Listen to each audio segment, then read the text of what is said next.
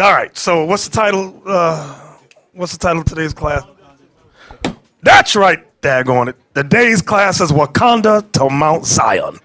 Y'all get ready for this one. I know you ain't ready for it, but just get ready for it. All right, so radicalism. I want to talk about radicalism just for a moment. Is a change by revolution when you look up the word radicalism. And not a revolution of guns, knives, or vibranium, but a revolution of the mind. Malcolm X has said something, I paraphrased it before, and I really liked what he said. He said, revolution knows no compromise. Revolution overturns and destroys everything that gets in its way. This truth that we're in is about revolution. Give me that scripture. Who's reading for me? Oh, it's Ezekiel. Ezekiel. Give me 2 Corinthians 10, please. I'm going to show y'all that. Revolution overturns and destroys everything that gets in its way. There is no compromise. Get that. The book of 2 Corinthians. Now, I'm going to cut these scriptures short because I do want to get on that marriage thing. So I'm just going to go through this thing quick. The book of 2 Corinthians, chapter 10 and verse 3. For though we walk in the flesh. For though we walk in the flesh, come on. We do not war after the flesh. See, brothers, sisters, this war is not after the flesh, meaning a war of guns and knives. It ain't that kind of war. Go ahead. For the weapons of our warfare are not carnal. The weapons of our warfare are not carnal, meaning sinful or man-made. Go ahead. But mighty through God. But our weapons are mighty through God. Come on. To the pulling down of strongholds. To the pulling down of strongholds. Christmas is a stronghold. We got to pull that SH down. Let me tell you that again. Mother's Day is a stronghold. We got to pull that mother down. These things are strongholds. These things must be pulled down. Why? Because they're hindering us from getting the kingdom. Read on. Verse 5. Casting down imaginations. Casting down, the truth of God casts down imaginations. For example, you might imagine that Jesus Christ was a white man. We gonna cast that mother down. You might imagine that Christmas is okay. We gonna cast that down too. Read it again. Casting down imaginations and every high thing that exalted itself against the knowledge of God. And every high thing that exalts itself above the knowledge of God. That's your white man. That's your Philly neighborhood white man. Everything he puts out in the media must be cast down, must be pulled down. Was that it? And bringing into captivity. And bringing into captivity. Every thought. Every thought that we got must be brought into captivity when what? To the obedience of Christ. To the obedience of Christ. Go ahead. And having in readiness to revenge all disobedience. We must revenge all disobedience when? When your obedience is fulfilled. When your obedience is fulfilled. Meaning we can't be hypocrites. We cannot be do as I say, not as I do. It must be do as I say, do as I do.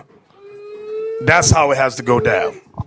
Bishop, yes. Yeah, I didn't see. Get the, what is that, Ezra 7:10? Is it saying the same thing? Saying the same thing. Just pop up in my head. The book of Ezra, chapter 7 and verse 10.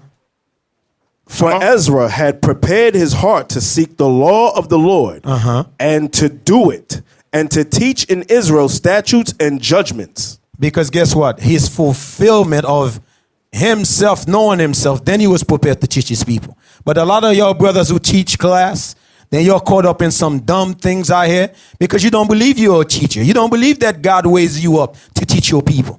Then these are the brothers you heard, oh, I didn't know this, I didn't know that. But they're willing to teach other people. You understand? Why not let God use your body for righteousness? You know how dumb they look? You are here preaching Israel. They're watching you on YouTube. They're watching you on class, on Periscope. Now you come up here with your head down. You know how dumb they look? That's so dumb, man. Because what's going on to your head, you don't know what you stand for. You don't know what you're into. Because if you really know what you're into, you would have never be that dumb. Some of our people sitting here, right? Some of online right now. Some of you, where's the camera for the online? Is that one right there? Some of you online right now talking about, I don't care how bad white people hate me. I'm going to love them anyway. I'm just going to love them. Give me Psalms 139, please. You brothers and sisters like that, with your Christian mindset, your white supremacist mindset, you might not want a revolution, But you need a revolution. That's what Malcolm said. You need it bad. You need it yesterday. Give me that Psalms 139, verse 21 and 22. The book of Psalms, chapter 139, verse 21. Do not I hate them, O Lord, that hate thee? Do not I hate them, O Lord, that hate thee? And am not I grieved with those that rise up against thee? And am I not grieved with those that rise up against thee? Come on. I hate them with perfect hatred. Our King David said, I hate them with a perfect hatred. That ain't in the Bible.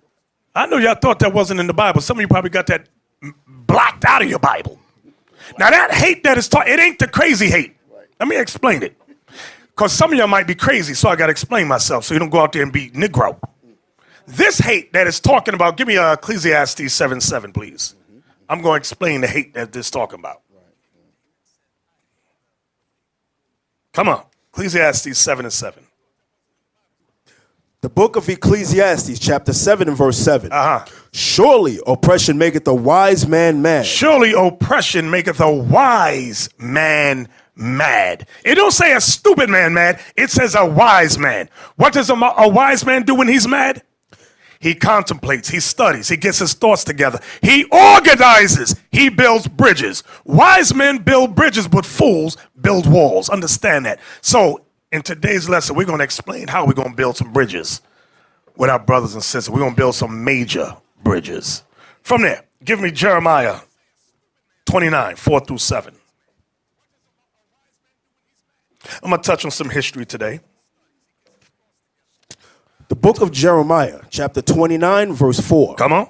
Thus saith the Lord of hosts, the God of Israel, unto all that are carried away captives. We've been carried away captive. We are the descendants of slaves, the diaspora. Go ahead. Whom I have caused to be carried away from Jerusalem unto Babylon. Whom I've caused to carry away from Jerusalem unto Babylon. Go ahead. Build ye houses. The scriptures say, build ye houses. So it's not wrong for you brothers and sisters to want a home, to get a house in the land of your captivity. There's nothing wrong with that. Go ahead. Build ye houses and dwell in them, and plant gardens and eat the fruit of them. Read. Take ye wives and beget sons and daughters. Read. And take wives for your sons, and give your daughters to husbands, that they may bear sons and daughters, that ye may be increased there and not diminished. We don't die, we multiply. Read.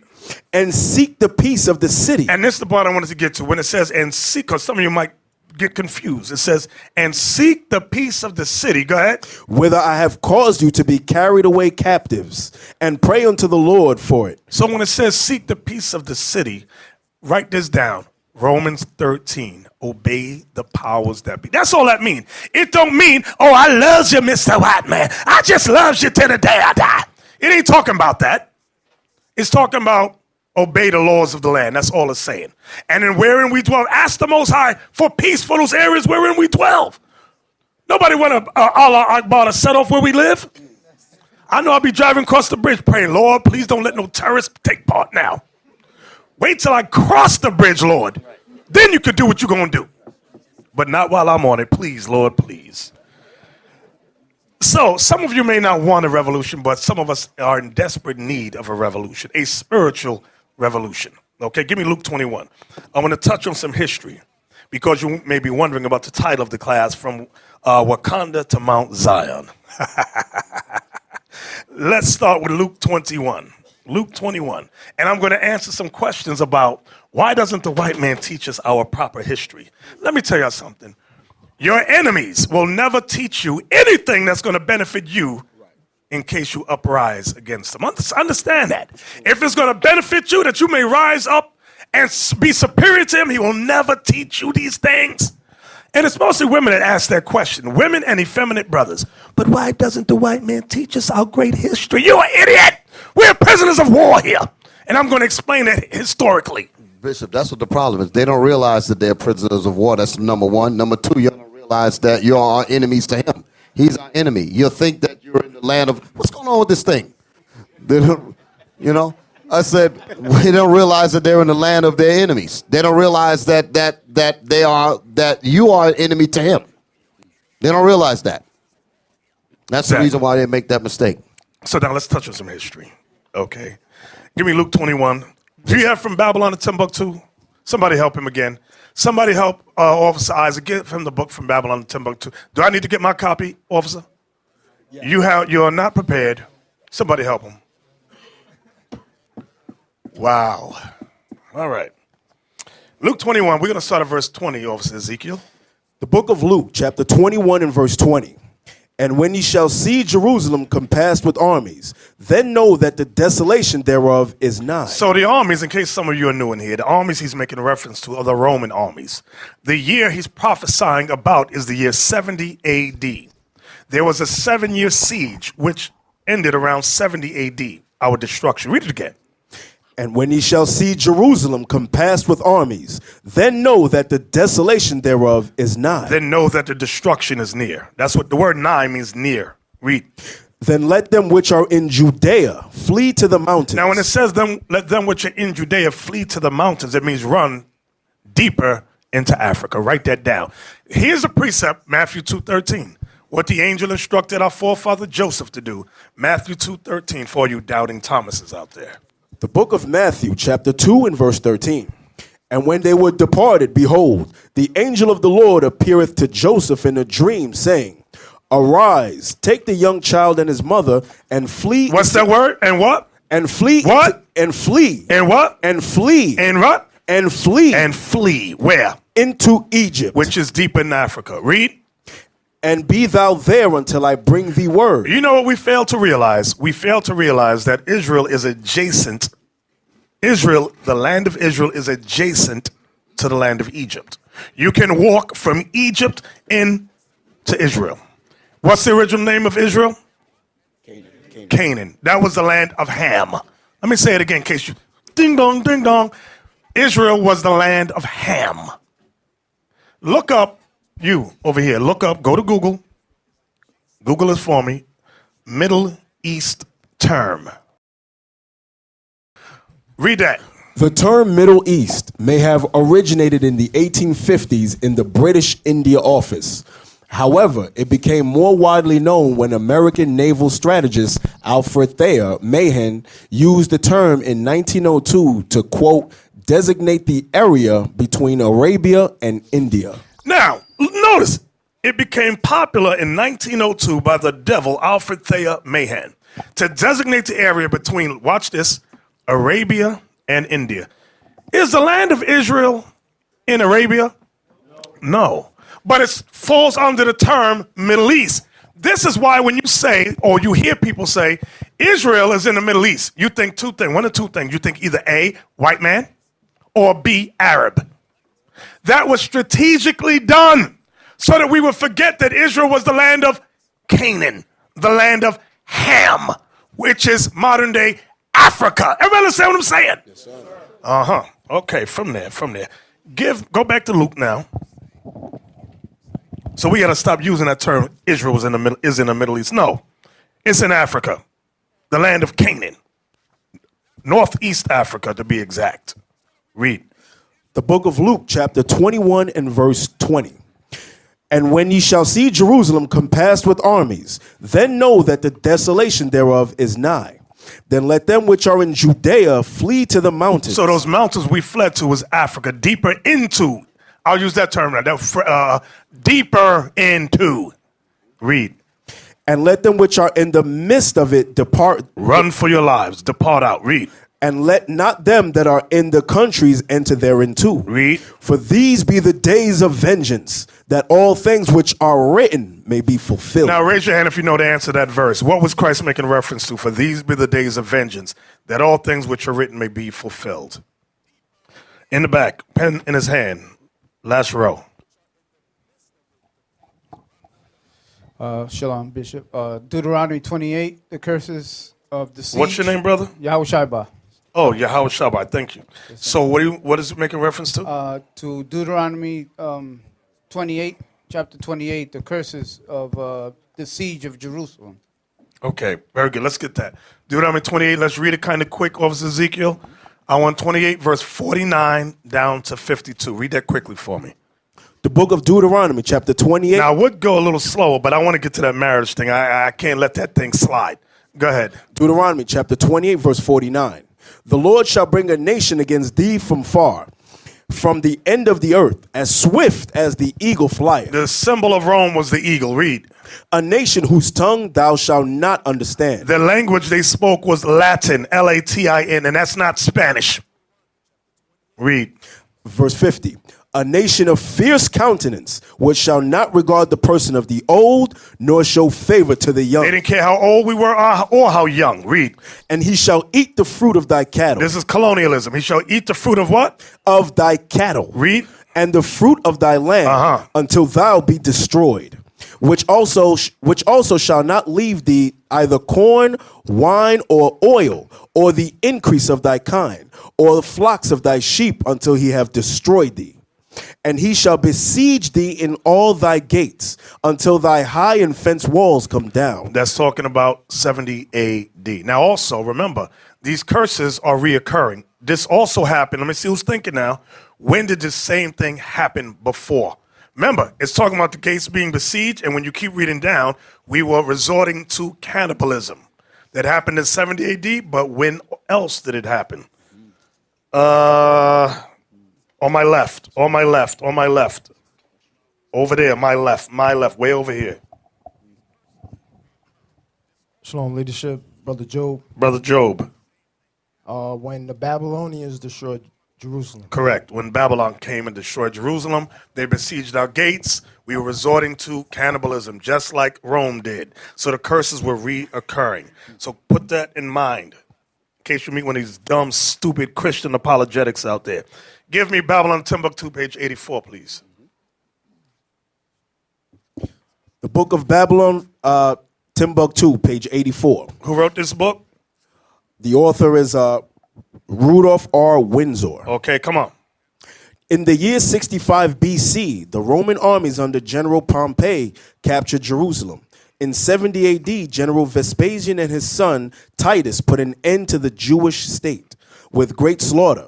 During the period of the military governors of Palestine, many outrages and atrocities were committed against the residue of the people. Come on. During the period of Pompey to Julius, it has been estimated that over 1 million Jews fled into Africa. Over 1 million Jews fled into Africa. That's what you want to keep in mind. When Christ said, when you see Jerusalem come past by armies, flee to the mountains, that's the proof right there. Okay? Now, there's also a movie called Shaka Zulu, where the British, there's a British doctor with a British general, and he asked, who are these people over here? He said, well, let's just say for metaphor's sake that they are the wandering Jews of Africa. They didn't put that in there by accident. It was purposefully put in there. They know black people asleep. Read on. Did you finish that? Come on. Fleeing from Roman persecution and slavery, the slave markets were full of black Jewish slaves. When it says the slave markets were full of black Jewish slaves, that's those that did not obey Christ, that remained behind to fight Rome. We lost the battle. As go back to Luke now, Luke 21. Let's jump down to verse 24. The book of Luke, chapter 21 and verse 24. And they shall fall by the edge of the sword. That's for those disobedient Israelites that said, no, we have a chance. We can beat Rome. It says they shall fall by the edge of the sword. Read. And shall be led away captive into all nations. And to you Israelites that they did not kill, that got captured, you were led away captive into all nations. Read. And Jerusalem shall be trodden down by the Gentiles. And Jerusalem shall be taken over by the white man. Read. Until the times of the Gentiles be fulfilled. Until the times of their rulership be finished. So now, from there, give me Revelation 12. So what I'm explaining our entrance into Africa. We've always been in Africa. Let me stop wording it like that. Our history going deeper into Africa. Revelation 12. Which verse? 14. The book of Revelation, chapter 12 and verse 14. Let me look at it. Read verse 1. Verse 1. And there appeared a great wonder in heaven, a woman clothed with the sun, and the moon under her feet, and upon her head a crown of 12 stars. So it's clear in this verse, the woman that had a crown of 12 stars represents what, brothers? The 12 tribes of Israel. That's what those 12 stars represent. When it says she was clothed with the sun and the moon under her feet, that represents light. What does light represent in the Bible? The law. Proverbs 6, verse 23. Write that down. I'm just rushing through it. Now I want verse 14. Come on. Revelation 12 and verse 14. And to the woman were given 2 wings of a great eagle. This goes back to Luke 21 when Christ said, when you see the armies encompass Jerusalem, run! Run to the mountains, flee to the mountains. Read it again. And to the woman were given 2 wings of a great eagle. We had a great escape. Why? Because Rome was on our heels. Read. That she might fly into the wilderness. Stop right there. That she might fly into the wilderness. That wilderness is the mountains. That's deeper into Africa. I'm going to say it again. That wilderness is Africa, deeper into Africa. Okay, read. Into her place. When it says into her place, that's over here in America. Here's the proof. Give me Hosea 1 and 10 about the place. Here's the proof. I know I'm going kind of quick. I just need y'all to roll with me. The book of Hosea, chapter 1. You might not get it today, but as you meditate and study these scriptures, you're going to get it. It's going to pop in your mind. Go ahead. The book of Hosea, chapter 1 and verse 10. Yet the number of the children of Israel shall be as the sand of the sea, which cannot be measured nor numbered. We are the largest nation on earth. Read.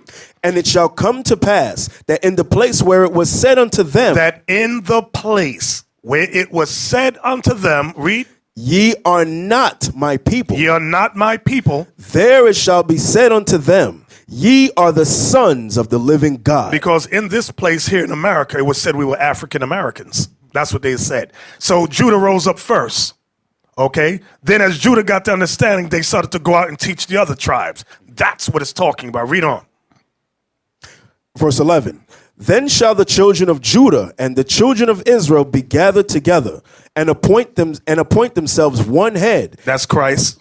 And they shall come up out of the land. And they shall come up out of the land. So now I want to go back to that wilderness, which is, write this down, fleeing to the mountains of Luke 21 is the wilderness we fled in Revelation 12. It's saying the same thing, but it's written as a metaphor. Everybody understand what I'm saying? I need y'all to roll with me. Just roll with me. Guess what we did when we went into Africa? Deeper into Africa. Guess what we did? Not only did we fight, not only did we war, we set up empires and we joined with many of the nations, the tribes that were there. How do I know this? Give me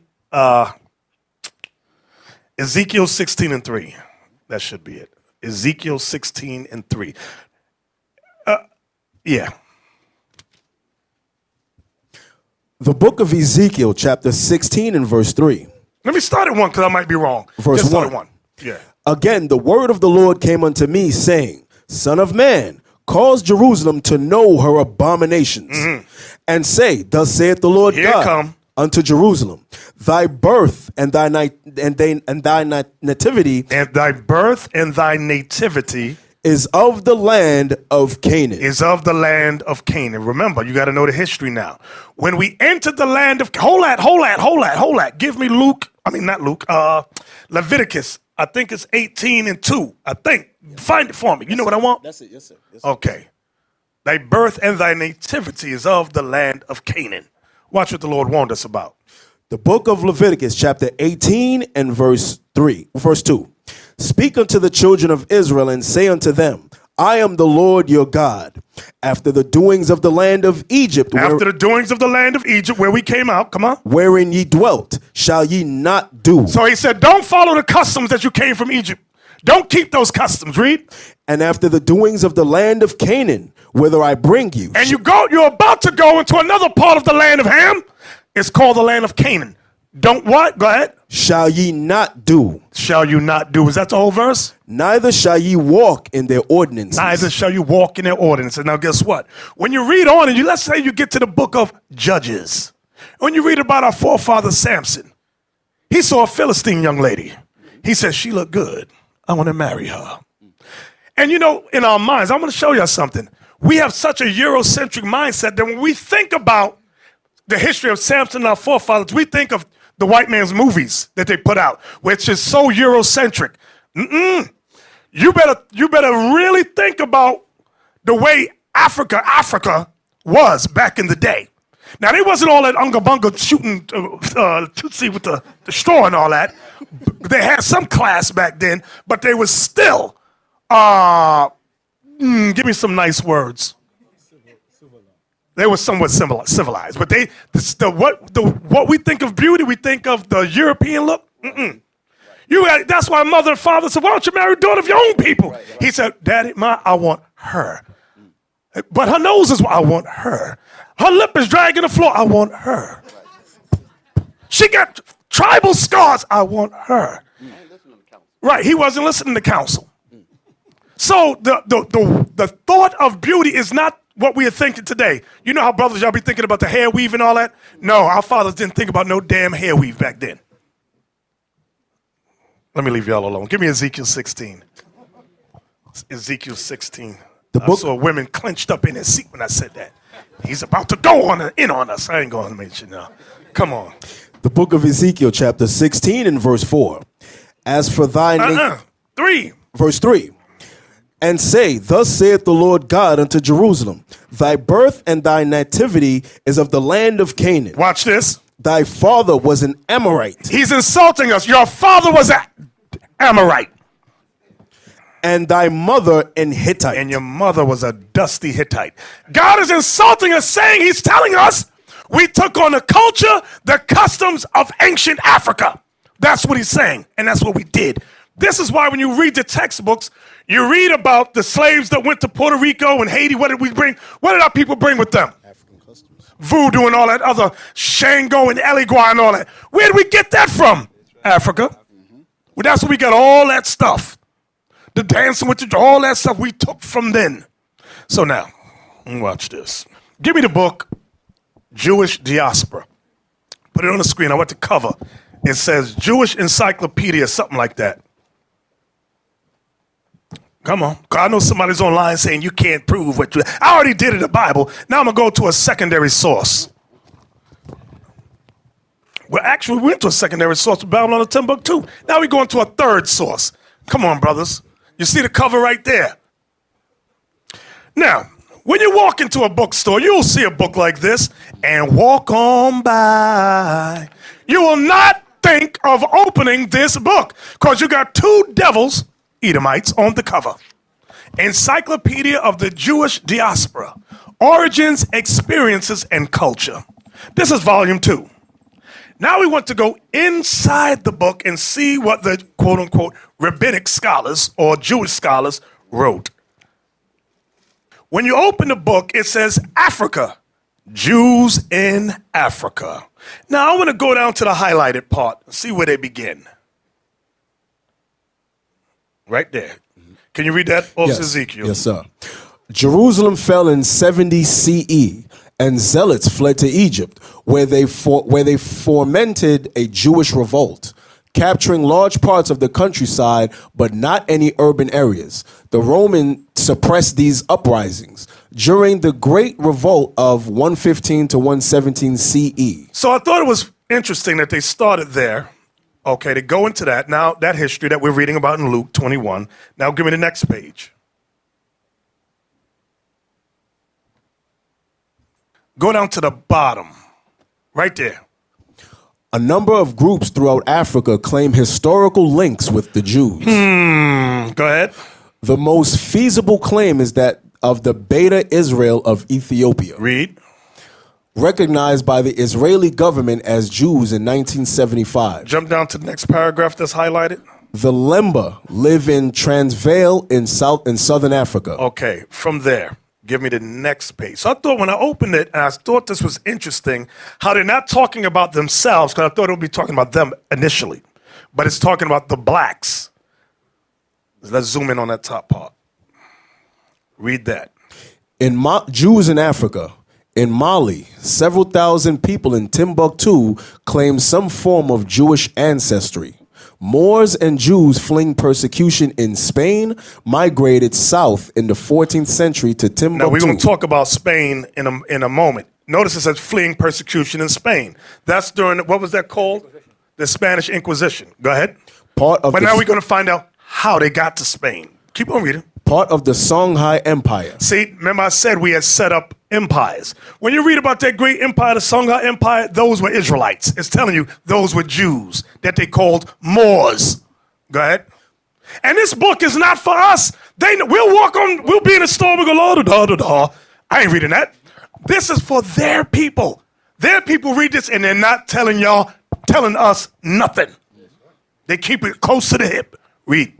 Askia Muhammad came to power in 1492 and forced Jews to convert to Islam or leave. After this, Judaism became illegal in Mali. So in Mali, Judaism became illegal, letting you know it was there in Mali. Read. In Nigeria, the Igbo may be descended from the southern and westward migrations. It ain't no maybe. They put it in there because they know who they are. That's what I want y'all to see. Go ahead. Of ancient Semitic peoples and later Jewish peoples from the Middle East into West Africa. Read. There are three groups. Beni Gat, said to have descended from the tribe of Gad. That's Gad. Gad. Go ahead. The eighth son of Jacob. Beni Zebulon. Beni means son of. Beni, when you see that word B-N-E-I, that's son of. Go ahead. Beni Zebulon from the tribe of Zebulon, the fifth son of Jacob, and Beni Manasseh. Beni Ephraim are different from other Nigerian Jewish groups as they live among the Yoruba. Go ahead. In Western Ghana, the House of Israel community, Sefwi Wiaswo and Sefwi Sui claim that their Sefwi ancestors are descendants of Jews who migrated south through Ivory Coast. Through Ivory Coast. Go ahead. The presence of Judaism the practice of Judaism in this community is recent and dates from the early 1970s. Okay, go ahead. The Abeyudea, a group founded in 1919, now consists of about 600 Ugandans who practice Judaism in eastern Uganda. We're going to talk about Uganda in a moment. Jump down to the next highlighted part. In Somalia, the Yibir or Hebrew tribe is looked down on as descendants of Israelites. Jump to the next part. A tribe in Rusapi, Zimbabwe claims ancient Jewish tribal connections. Okay, go to the next page now. So all this is their scholars for their people to acknowledge and be aware of. Right, let's go there. Migrations of Jews into West Africa. According to most accounts, the earliest Israeli settlements in Africa were in places such as Egypt, Tunisia, and Ethiopia.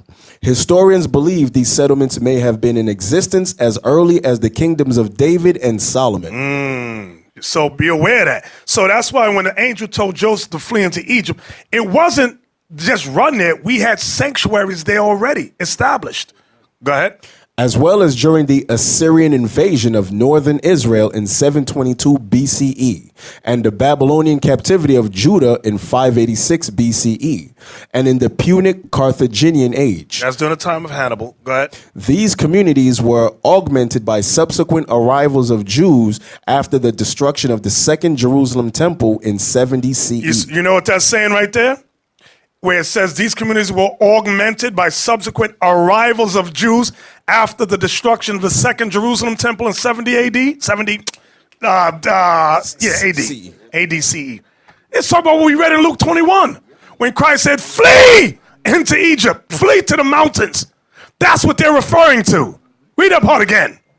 This gives me goosebumps. These communities were augmented by subsequent arrivals of Jews after the destruction of the Second Jerusalem Temple in 70 CE, when 30,000 Jewish slaves were settled throughout Carthage by the Roman Emperor Titus. So they know our history. We don't know our history. Was that the last page?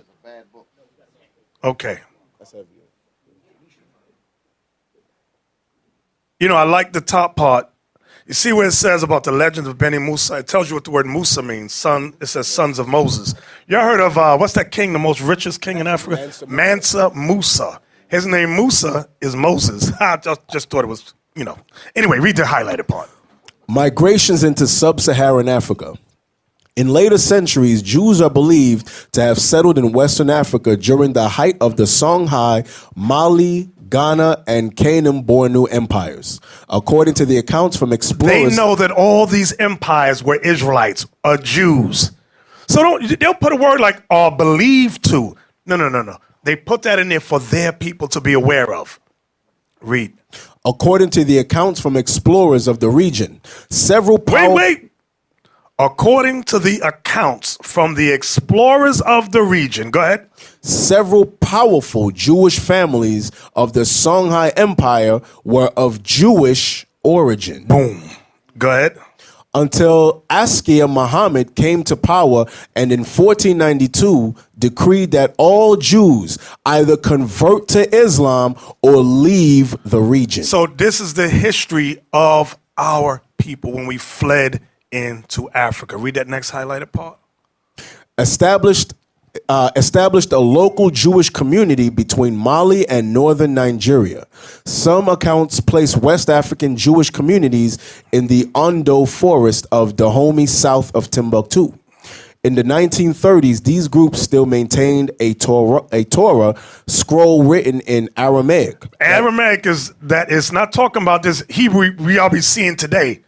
This is the old language. Go ahead. That had been burned into parchment with hot iron instead of ink, so it could not be changed. Go down. Let's see, was there more? Okay, was there another page? No? Okay, let's go out of there. Give me the book of Zephaniah. So we proving our points, brothers, are we not? Yes, sir. You better believe it. Give me Zephaniah 3 and 10. The book of Zephaniah. That's why when I saw the movie Black, I didn't bug out. Brothers, but look at the plate in the lip. I said, he got a plate in his lip. I guarantee you check back from that tree far enough, you might have a plate in your lip too. And a bone through your nose. Read that, Zephaniah 3:10. The book of Zephaniah, chapter 3 and verse 10. From beyond the rivers of Ethiopia, my suppliants, even the daughter of my dispersed. The daughter of my dispersed means the daughter of my scattered. Dispersed means scattered. Was that the whole verse? Shall bring mine offering. Now, watch this. Watch this. Pull up the map. So here's a map of Ethiopia, right? And you see several of the rivers there. The capital of Ethiopia is Addis Ababa. And if you can see that above the words Addis Ababa, you can see the Blue Nile. Okay? You also have the, I can't pronounce it fine. If y'all know how to pronounce it, y'all help me out there. Yobelo River, bottom. You got the Dulo. You got the Shabeli. What? Y'all know I mess it up. Negele? Whatever. You got the Awash, and you got Lake Tana over there. So now, give me the next map. So I'm just showing you in conjunction with the scriptures, then I'm going to show you something. Give me the next map. Okay. This is the Blue Nile River. Blow it up big. I want us to be able to see it. Now, you see in Ethiopia, on my right, you see Addis Ababa, which is the capital, and you see in dark blue, that's the Blue Nile, and how it goes out of Ethiopia towards the Sudan, and it connects with the Nile River system. You see it in yellow. And it goes all the way down. Okay, now, what I want to do, Ezekiel, I want you to go to from Babylon. I had to fact check our brother, our dearly beloved brother, Rudolph R. Windsor. I said, let me see if what he's saying is true. Read that, because there are some bones in the book. You got to fact check when you're, all these books ain't 100%. The Bible is 100%. That's the primary source of information. Babylon to Timbuktu, page 79. The book of the book of Babylon to Timbuktu. By the time of the prophet Zephaniah, about 630 BC, Ethiopia and the adjacent lands of Uganda and Kenya were swarming with black Jews. Zephaniah says, 3 verse 10, from beyond the rivers of Ethiopia my suppliants, even the daughter of my dispersed shall bring mine offering. This verse is an indication that the Israelites would be multiplying and making converts among the inhabitants beyond the rivers of Ethiopia. No doubt this prophet had communication with the Jews in this remote area. The rivers of Ethiopia connect with the Nile water system. That's what I was showing you here, how that main river, that blue Nile connects with the yellow, which is the Nile. Go ahead. In the heart of Ethiopia. The Atbara River extends from the highlands of modern Ethiopia to the Nile. The Blue Nile extends from the direction of Addis Ababa in a northwestern direction toward the Nile. Near Uganda and northern Congo is the Bahr el See at the bottom, Ghazal River. at the bottom on the map, you got Uganda, and on my left it says Congo, and on the right it says Kenya. Go ahead, right down there at the bottom. That's what it's talking about. Read. It is 500 miles long. In southwest Sudan, formed by the confluence of Bahr el Arab and Jur rivers in northwest Upper Nile.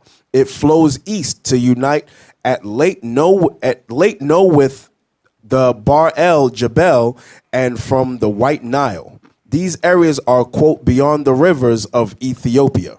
Moreover, there are any records of oral traditions of the existence of Jewish tribes. I think that's all I wanted. Was that all I wanted? Is that the only highlighted part? Yeah, that's it. Okay. Give me the next map. Let me see something. I gave you another one map. I want to see why I gave it to you. Okay. I want you see the blue Nile above Addis Ababa. And again, you got it connects to the Nile, which goes from, you see Cairo, all through Egypt, it goes through Sudan, it goes down to Uganda, it goes down, you got the Congo on the left, you got Kenya on the right, it goes down to Burundi at the very bottom, and it keeps going down. So the prophecy is, the scriptures is telling us where the Israelites would be. Now, go back to Zephaniah. I'm going to show you this because you might be thinking, well, maybe it was for back then, but it's not current for today. Let's see. Zephaniah chapter 3 and verse 10. From beyond the rivers of Ethiopia my suppliants, even the daughter of my dispersed shall bring mine offering. In that day shalt thou not be ashamed for all thy doings, wherein thou hast transgressed against me. For then I will take away out of the midst of thee them that rejoice in thy pride, and thou shalt no more be haughty because of my holy mountain. Which is Israel. Read. I will also leave in the midst of thee an afflicted and poor people. And that's how they are, afflicted and poor over there. Go ahead. And they shall trust in the name of the Lord. And they shall trust in the name of the Lord. Read, watch this. The remnant of Israel shall not do iniquity. It's telling you the remnant of Israel is right there. Keep reading. Nor speak lies, neither shall a deceitful tongue be found in their mouth. Watch this. For they shall feed and lie down, and none shall make them afraid. So is that in the past or is that now? That's now. When it says, and they shall feed and lie down, and none shall make them afraid. That's going into the coming kingdom. Because right now they're under fear. So we're reading prophetically locations of where the Israelites are. So we got to get out, and guess what? A lot of them have never been mixed with nothing. So they got, their look is not like, we got the high yellow looks and all that. They don't got that. They ain't been Americanized. Right. No, they don't got a Jerry curl. They ain't got none of that. No perm. They might be unga bunga and all of that stuff. Blue, black. Yeah, exactly. You making jokes. Give me Zechariah chapter 8, verse 7 and 8. Zechariah chapter 8. The book of And I want the next map. Go back to the maps. There's another map I sent you. It shows two sides. Hold on. Let me get this map. X side, I don't want this no more. On it. I'm sorry. Go back. I forgot something. I wrote it down. Go back to that. Yeah. When you keep going down on that river, I wrote it down because it was not on that map. Where is it? Dag. Oh, I got it right there in my Bible. I wrote it down. It goes through from Egypt, Sudan, watch this, Tanzania, Uganda, Kenya. Dag, my handwriting's like chicken scratch. Rwanda down to Zaire, Z-A-I-R-E. You heard about Rwanda? Goes all through there. So we'll look at them and go, who the hell are them Hamites? The Bible is saying the remnant of Israel is there. Give me I don't know. Over here, I want the next map. So that mean Bishop. That's where we go to gather. We're going to go there and gather. Oh, then you better believe that. Give me the next map. I sent you a map. It's on the group me. Right there. Blow that big. Now give me Zechariah 8, 7 and 8. The book of Zechariah, chapter 8 and verse 7. Listen good. Thus saith the Lord of hosts, behold, I will save my people from the east country. I will save my people, not all nations, my people from what? From the east country. The east country is Africa. The east country is Africa. And yes, some of us in Europe too. I'm not denying that, but I'm saying it's talking about Africa right there. Read. And from the west country. The west country is the continent of the Americas right there. That's the east and the west. The east country and the west country. That's what it's talking about. Read. Verse 8. And I will bring them, and they shall dwell in the midst of Jerusalem, and they shall be my people, and I will be their God in truth and in righteousness. Now, what you going to do about that? What you going to say about that? Now, give me Revelation. Now that have we been proving our points, brothers and sisters? You better believe it. That's why I said Black Panther. It didn't piss me off. I got excited. I said, you know what? Because Esau got so much pride, he'll put it out. Yep. That's what He'll just put it out and piss everybody off, and everybody's saying this and saying that. I'm just thinking about the word of the Most High. I said, you know what? too many people don't do. We're going to use this to God's advantage. That's all we're going to do. Watch this. Revelation 11. Verse, and we're going to start at, and I want you to roll with me on this. Watch this. Revelation 11. I'm going to show you something.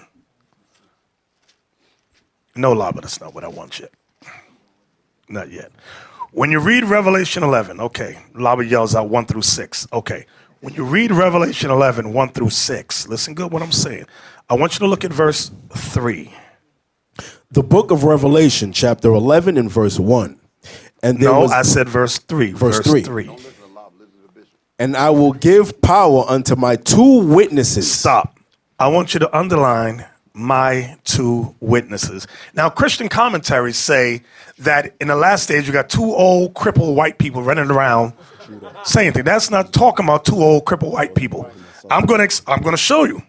When you read about the 2 witnesses, it goes into the law and the testament because it gives you an example of Elijah and Moses. But it's not talking about Elijah and Moses. It's talking about the 2 kingdoms of the nation of Israel. I'm going to prove it to you. So in verse 3, you read about my 2 witnesses. Now, I want you to jump down to verse 10. Verse 10. And they that dwell upon the earth shall rejoice over them and make merry, and shall send gifts one to another, because these 2 prophets. Stop. I want you to underline that. 2 prophets. It went from 2 witnesses to 2 prophets. Now watch how it changed next. Go to verse 13. Verse 13. It's going to really explain who the 2 witnesses, the 2 prophets are. And the same hour was there a great earthquake, and the 10th part of the city fell. And in the earthquake were slain of men 7,000. And the remnant. And the what? And the remnant were affrighted, and gave glory to the God of heaven. Notice this, what is it calling them there in that verse? Remnant. The remnant of Israel.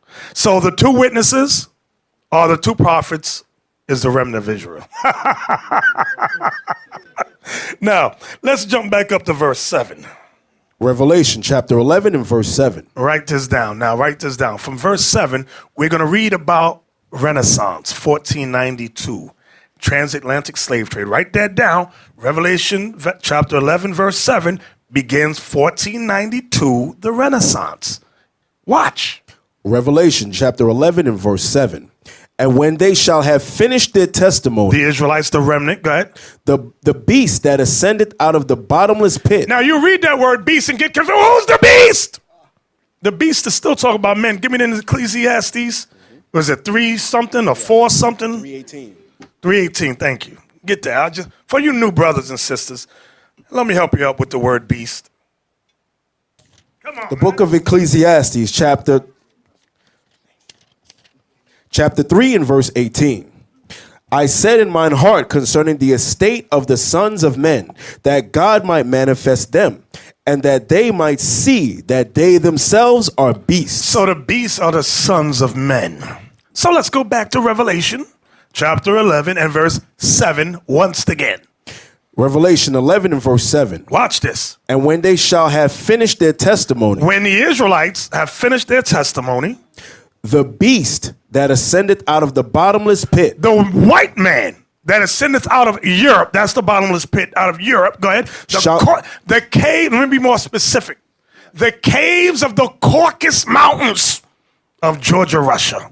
That's the bottomless pit. Read. Shall make war against them. They made war against us, and what happened? And shall overcome them and kill them. They destroyed us. I'm going to show you all that with some proof. Everything we say today, I'm going to prove it to you. They made war against us during the time of Renaissance. They overcame us. They got us in Spain, Rome, Constantinople. The last place they got us was Russia. They got us even in Africa, because those of us that fled from Spain and Portugal and Constantinople, those of us that escaped fled back to Africa. Let's read on. I'm going to show you all that. Go ahead. And their dead bodies shall lie in the street of the great city. And their dead bodies shall lie in the street of the great city. Now, they are not physically dead, but they are spiritually dead. But I'm going to read the whole verse so I'll explain what I'm saying. Go ahead. And their dead bodies shall lie in the street of the great city, which spiritually is called Sodom and Egypt, where also our Lord was crucified. The great city is making reference to, first and foremost, is Babylon the Great, which is the United States of America. Write that down. How do we know that? Because hasn't America passed same-sex marriage? That's why it's called Sodom. Pull up Canada. Find me Great Seal of America. On a dollar bill. Type in Seal of America dollar bill. Now, read the verse again. Revelation 11 and verse 8. And their dead bodies shall lie in the street of the great city, which spiritually... Stop. Which spiritually, not literally, but spiritually. So this place is not literally Sodom or Egypt, but it's spiritually called Sodom and what? And which is spiritually called Sodom and Egypt. And Egypt. Why? If you look here on the screen, many of you have a dollar bill, you'll see the Great Seal. Under it said, notice it says the Great Seal. What is it? It's an Egyptian pyramid with the all-seeing eye of Ra on top. At the bottom, we got Roman numerals, which is 1776. That's when it was established. Under it, it says Novus Ordo Seclorum, New World Order. On top of it, it says Annuit Coeptus, our enterprise success. That's what it's talking about. So they know. Now type in Washington Monument. Show you how this place is spiritually called Egypt. They know that this place is spiritually Egypt. You got an actual Egyptian obelisk as the Washington Monument. That's a real Egyptian obelisk that they stole from ancient Egypt and set it here in Washington, D.C. So let's go back now. Revelation 11 verse 11 and 8. Verse 8. And their dead bodies shall lie in the street of the great city, which spiritually is called Sodom and Egypt, where also our Lord was crucified. Type in Jesus. Right there. That's what it means when it says where also our Lord was crucified. His image was crucified as a black man. They changed it. And his teachings have been crucified. His image was crucified and his teachings were crucified. That's what it's making reference to. They changed his whole look, his whole teachings. Okay, get off of that before Ephraim start worshiping. Santa Maria, Jesus Cristo. Where we at now? We're at verse 9. Revelation 11 and verse 9. And they of the people and kindreds and tongues and nations shall see their dead bodies 3 days and a half. 350 years. And shall not suffer their dead bodies to be put in graves. Because we're not physically dead. That's what it means when it says, and shall not suffer their dead bodies to be put in graves. Give me that in Proverbs. You know what I want? Yes, sir. Is it 21? Where is it? You know what I want? Yes, sir. They that wander out of the... Way of the understanding. Yeah. Thank you. The book of Proverbs, chapter 21 and verse 16. The man that wandereth out of the way of the understanding shall remain in the congregation of the dead. Now you may ask, but wait a minute. How did we go from being that great nation to becoming wandering out of the way of understanding? Well, it's simple. When they conquered us during the time of slavery, what laws did they set up regarding our education? We could not read or write. They made us base people. That's what they did. Those of us that were kings and rulers, they killed us. The rest, they said, raise these kids up as ignorant children. That's what they did. Okay, let's go back to Revelation. I'm going to prove everything I'm saying. I'm going to just keep saying it. Where are we reading down to? We're going down to 11. Go ahead. Verse 10. And they that dwell upon the earth shall rejoice over them and make merry. They made Christmas celebrations called Merry Christmas. Go ahead. And shall send gifts one to another. They shall send gifts one to another with our sons and our daughters as slaves. Go ahead. Because these two prophets tormented them that dwelt on the earth. Now I want to pause right there. Because these two prophets, read that next line. These two prophets tormented them that dwelt on the earth. Read it again. These two prophets tormented them that dwelt on the earth. One more time. These two prophets tormented them that dwelt on the earth. One more time. These two prophets tormented them that dwelt on the earth. See, we tormented them during the time of the Middle Ages. Jump back up to verse 7. I want y'all to see something. Verse 7. And when they shall have finished their testimony, the beast that ascended out of the bottomless pit shall make war. What's that word? Shall make war. What's that word? Shall make war. We are prisoners of war. This is what the Bible is revealing. Now jump down to what you just read in verse 10. Because these two prophets tormented them that dwelt on the earth. During that time, we tormented them when we ruled. See, you want to know why the white man will not teach? Are you kidding me? You've got to be an idiot to think they're going to teach us that we tormented them and ruled them. Y'all saw the movie Planet of the Apes? There's a scene, I'm talking about the old one, the original. There's a scene where one of the, I think it was an orangutan, whatever, he said, we never meant it to get out that these people at one time ruled us. They kept that thing secret. They said if they know that they ruled us, they will rise up against us. Now, let's get into some. Give me the book. Canada, listen to me. Give me the book Spanish Illumination. This is y'all's favorite book. But I do like this book. Spanish Illumination. Give me the cover. We made some very profound statements. You got some Edomites online probably heckling and laughing. Ha! You niggas never ruled us. Oh, okay. Here's a book put together by John Williams. It's called Early Spanish Manuscript Illumination. That's the cover. Now, it's a strange cover. Now, it'll strike your attention because you see black people on the cover.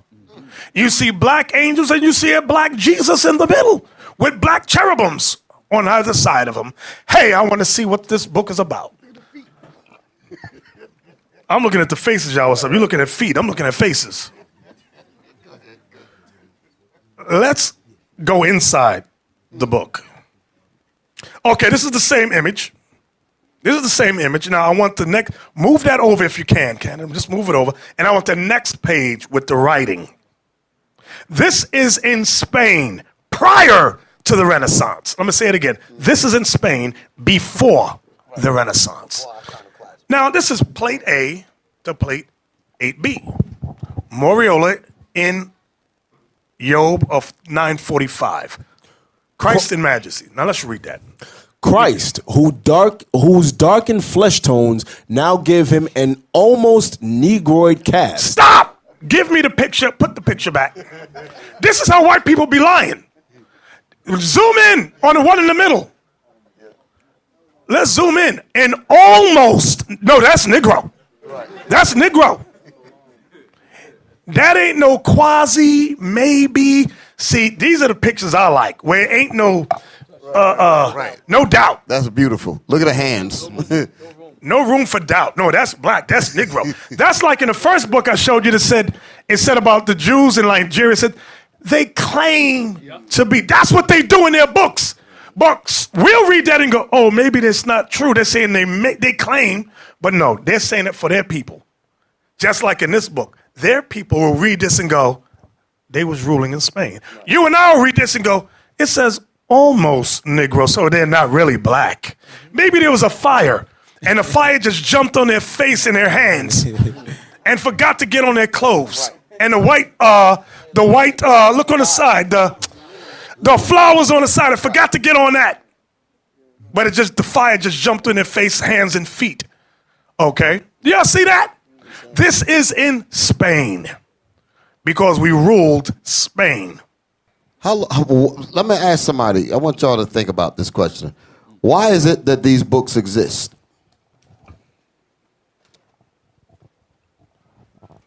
Bishop already said it, so this should be easy. This shouldn't take a minute. Just be Shalom, leadership, Brother Yair. Shalom. These books exist to edify the our enemies' children, so they know their history and our history as well, but not to teach us.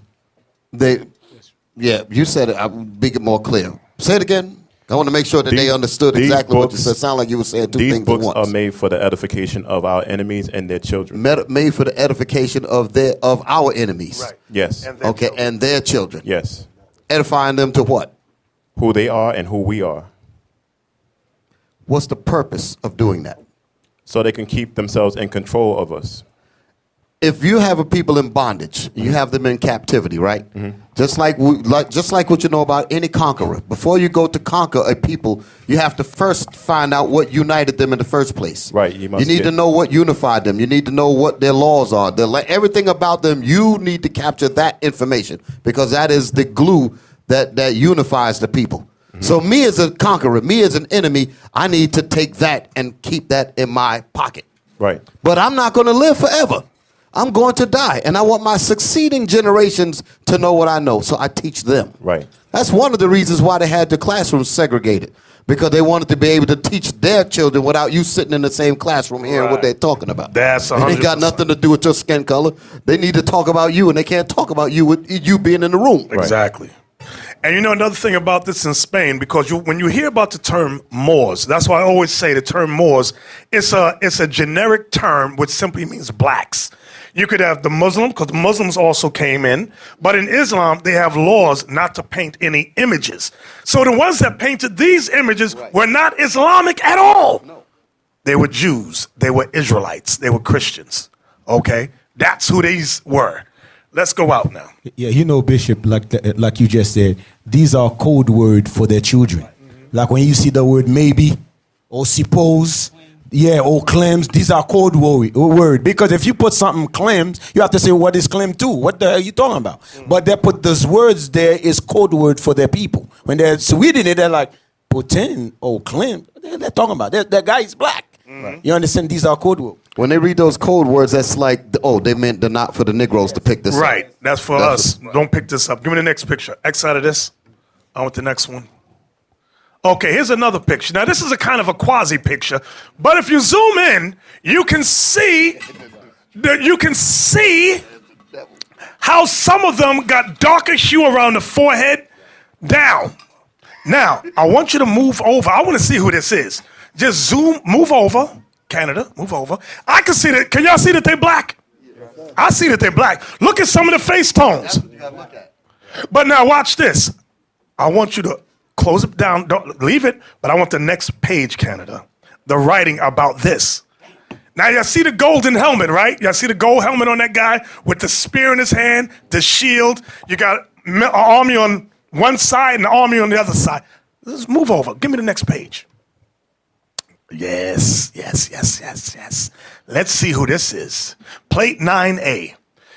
Leon Bible of 960.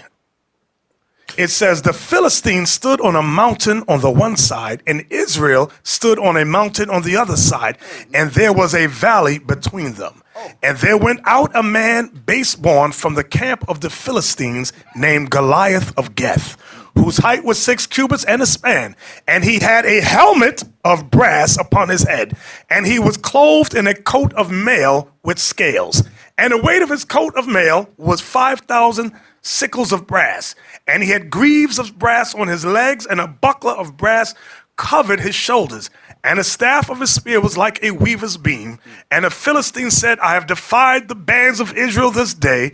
Give me a man and let him fight with me hand to hand. 1 Samuel 17, 3-10. Go back to the picture. There you go. Let's see the whole thing. You one side you got the Israelites, the other side you got the Philistines. Look how similar they look. In the sense that you got Goliath of Gath. Do y'all see this? This is Black beautiful. people. Wow. Black I don't think it hit people. them, Bishop. It didn't hit them. It didn't hit them. Y'all still mowing it around your head. This is what you just saw on the screen. It just that. Let me help him out there. Zoom in the back to the military, the army. Zoom in. Zoom in on the faces. Yeah. Y'all don't see them black skin back there? What is wrong with y'all? You should rejoice over this stuff. Right.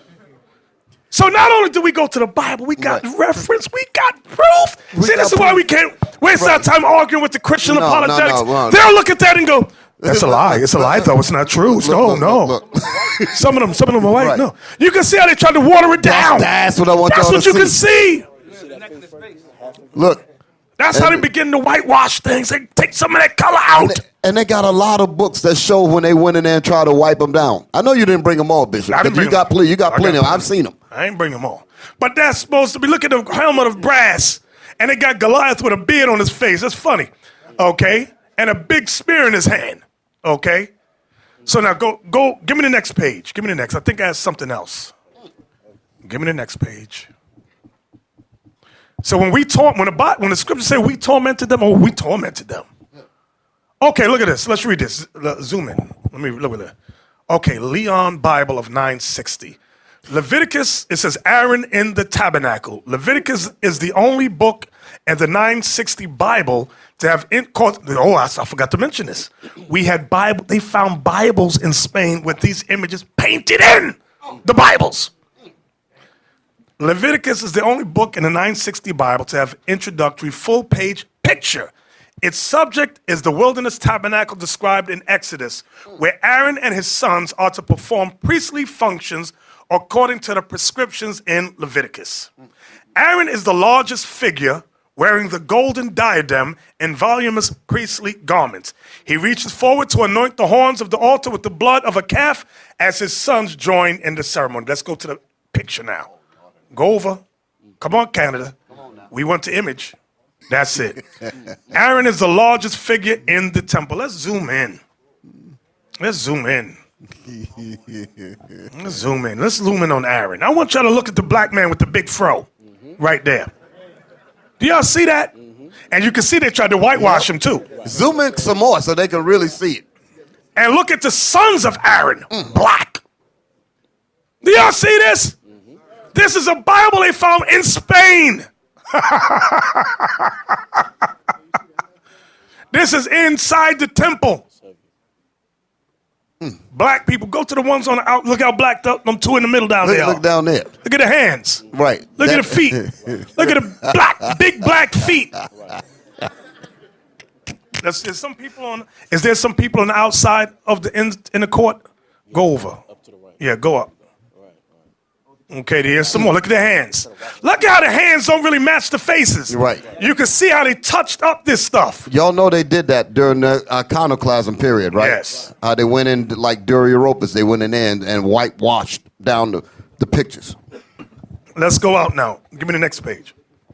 Right, look at the feet. Some of them got two white feet there. They got black in the center.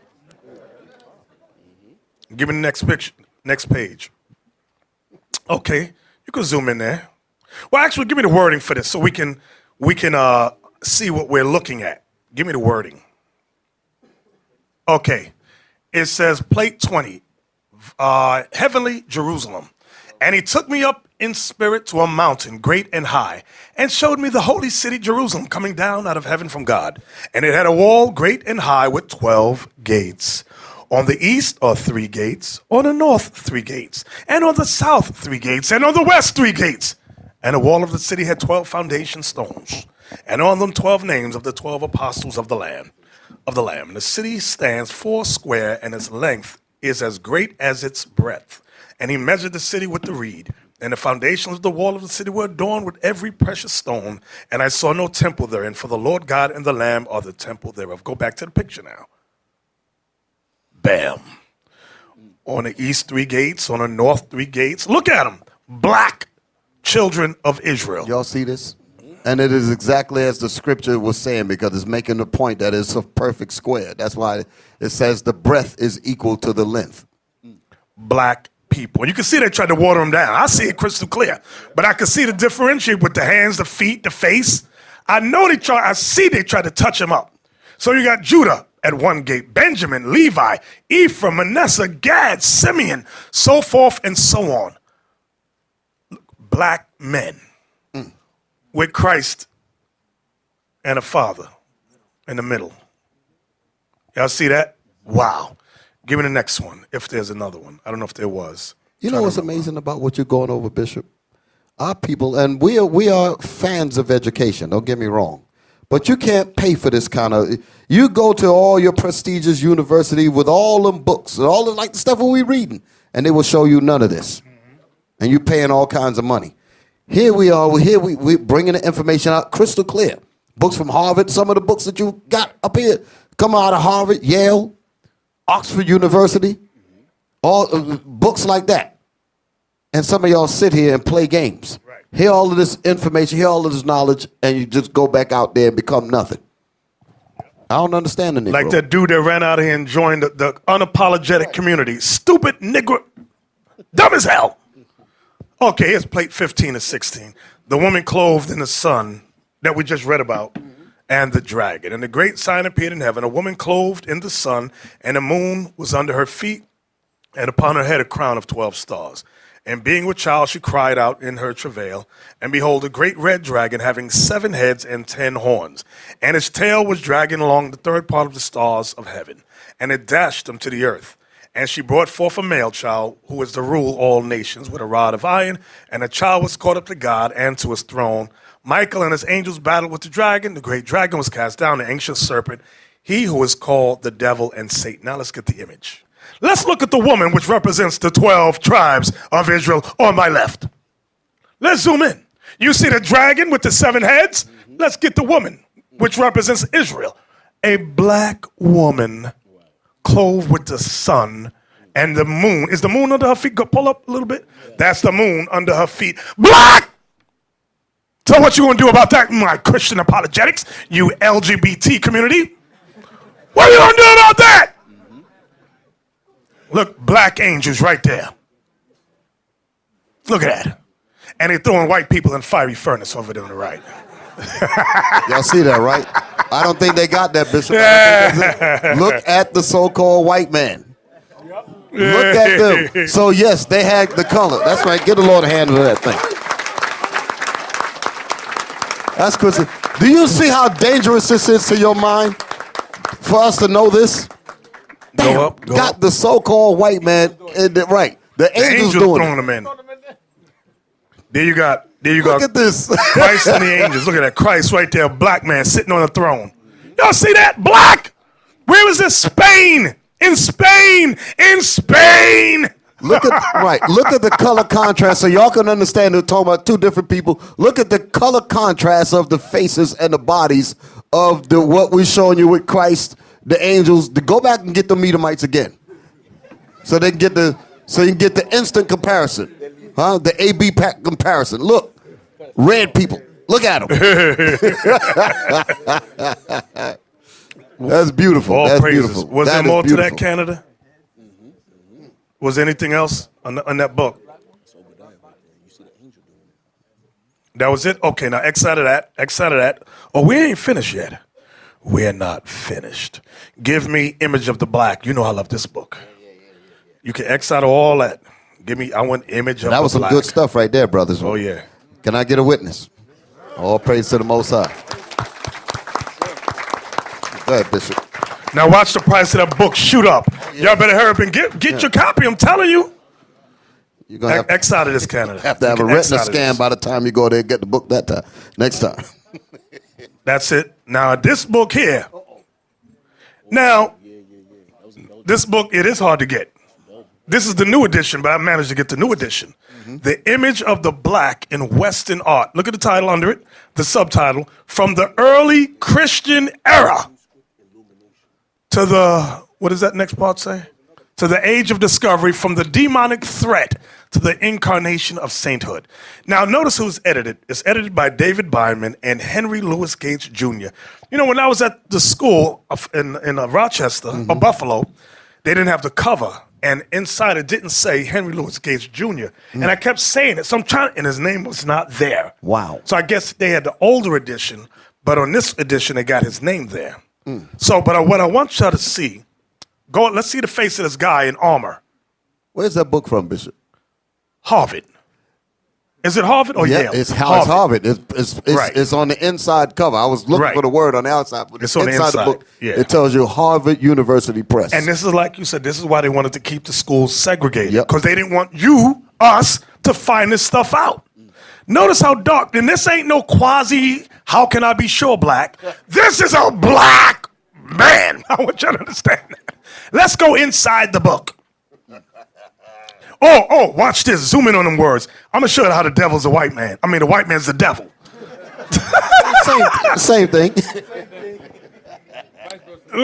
Y'all see, I got it. Remember we did the breakdown of Judah, and we went over this brief. Right, exactly. And we were trying to figure out what they were saying. Remember that? Look at this. A mutation in the official iconography.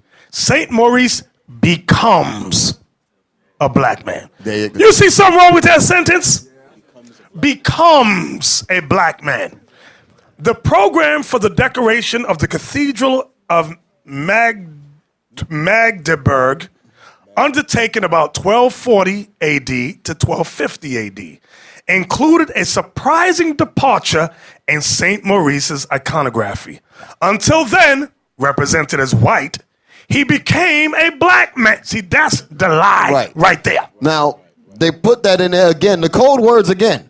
White folks will read that and they say, well, we know that these was put in there to put the Negro to sleep just in case he make a mistake and come across this information. Exactly. Let's go into the book now.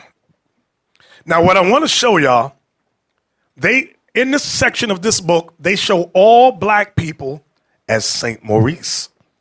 I'm going to show you that's not all St. Maurice that we're looking at. So, okay, let's, for argument's sake, say, okay, that's St. Maurice. Okay, he's wearing armor. Okay, and the reason I like this, these are statues, not paintings. Because the Christian apologetics and they're lying behinds, they'll say, oh, you touched it. It's a wooden canvas. That's why they're brown. Well, nigga, devil, he's black and it's a statue. There you go. You devils, you.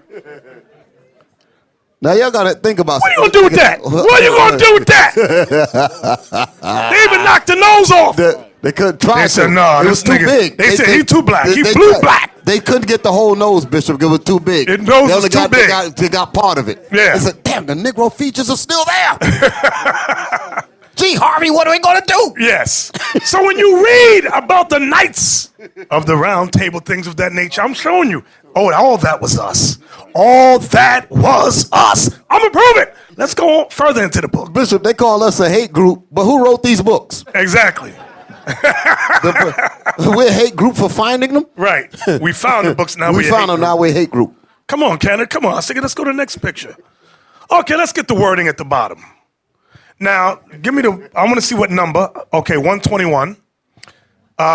It's the 121 is on my left. It says, St. Maurice detail of a painted panel from the outer right-hand wing of a whatever that word is.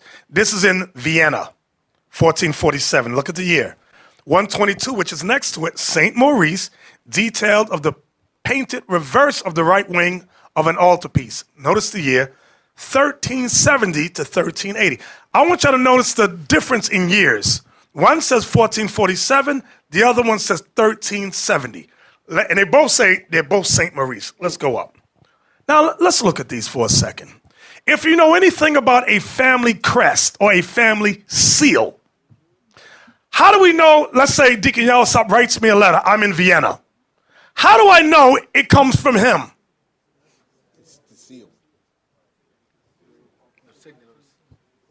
The signet of his seal.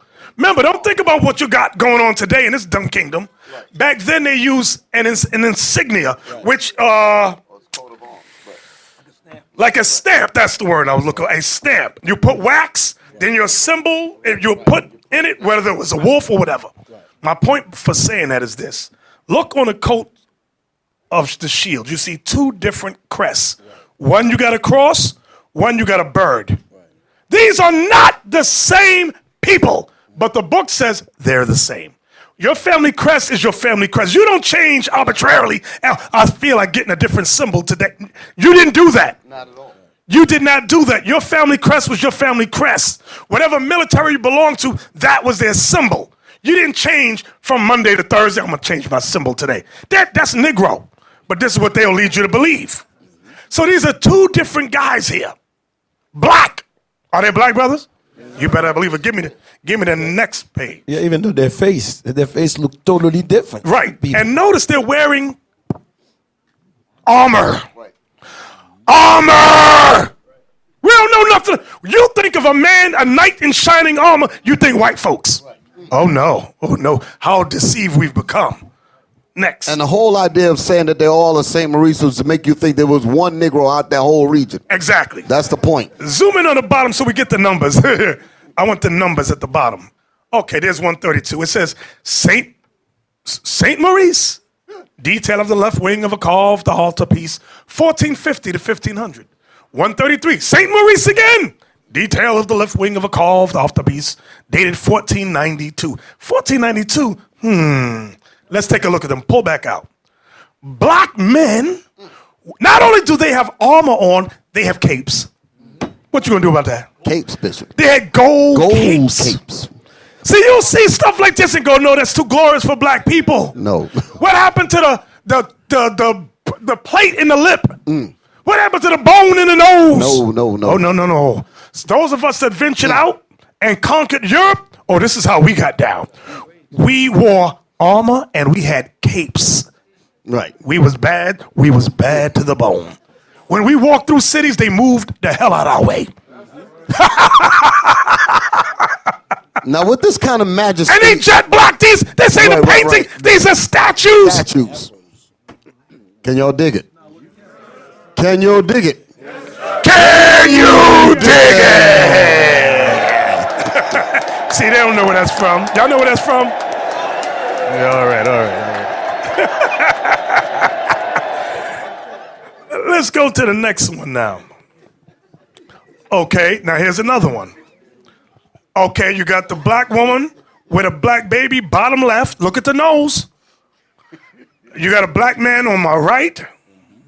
Let's go up. Let's look up. Go up. Come on up.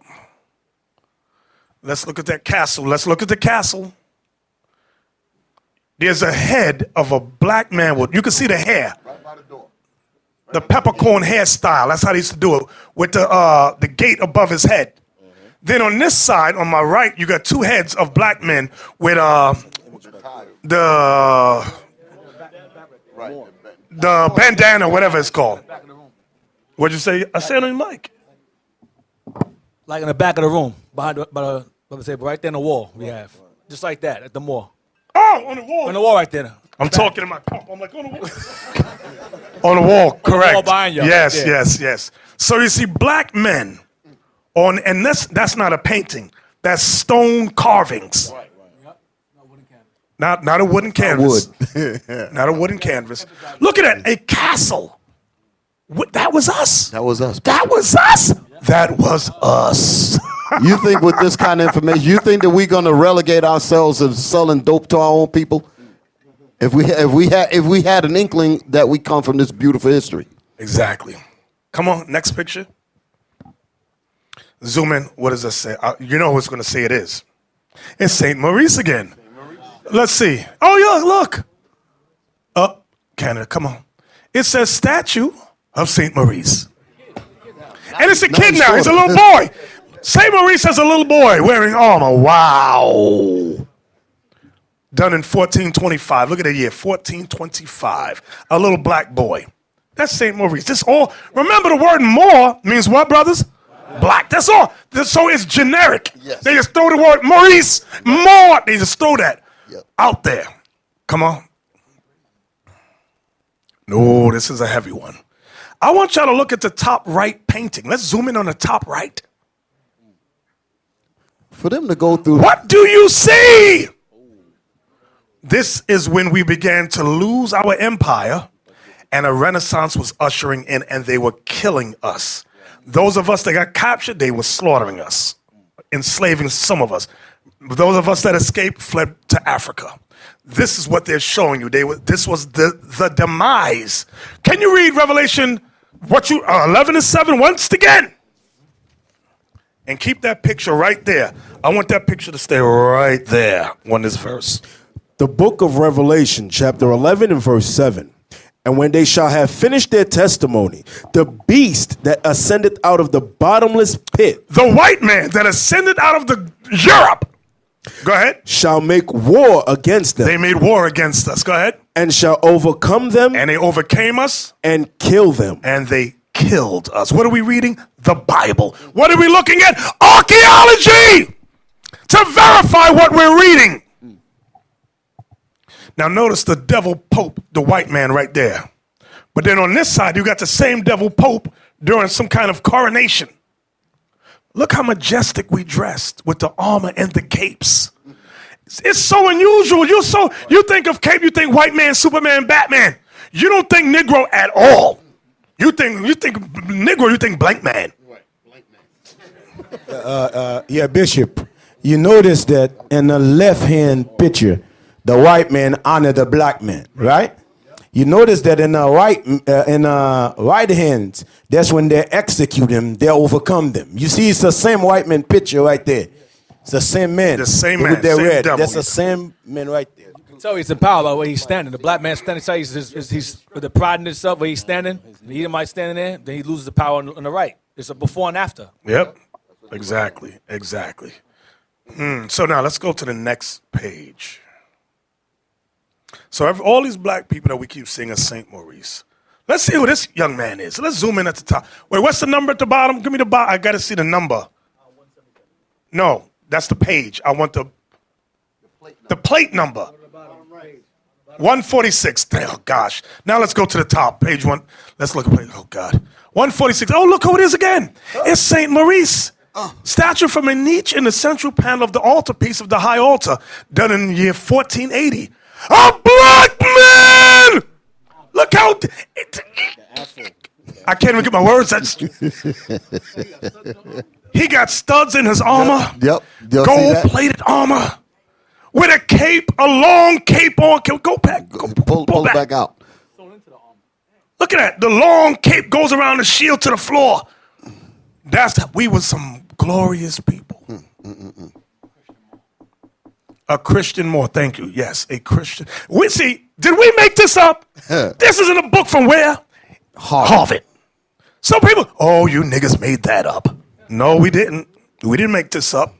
Your scholars put this together, and we are very appreciative. Because your demise is coming. How did you find this out? That's what they say. How? How did you find it? How could you afford the book? Right, exactly. Don't worry, Find somebody. Who let you out? Who let you, that's how they are. Let's go to the upset. next picture. Go ahead. Look at this. This is and look at this. Now, guess what? On the right, zoom in on the faces. Just zoom in on the faces. I want you to see. Now, notice you see the facial hair on the brother. Guess what they say that is too? St. Maurice. It's St. Maurice again. And this is when we began to let the white man into our military. And it began to systematically overpower us and take us down. Okay, but look how dark this brother is. Look how dark he is with his beard and mustache and his hair like wool. Blue black. With shiny armor. This is unheard of. A nigga wearing armor. This is why they call them knights. Because, see the face, brother. Give me the face. Because he was dark as night.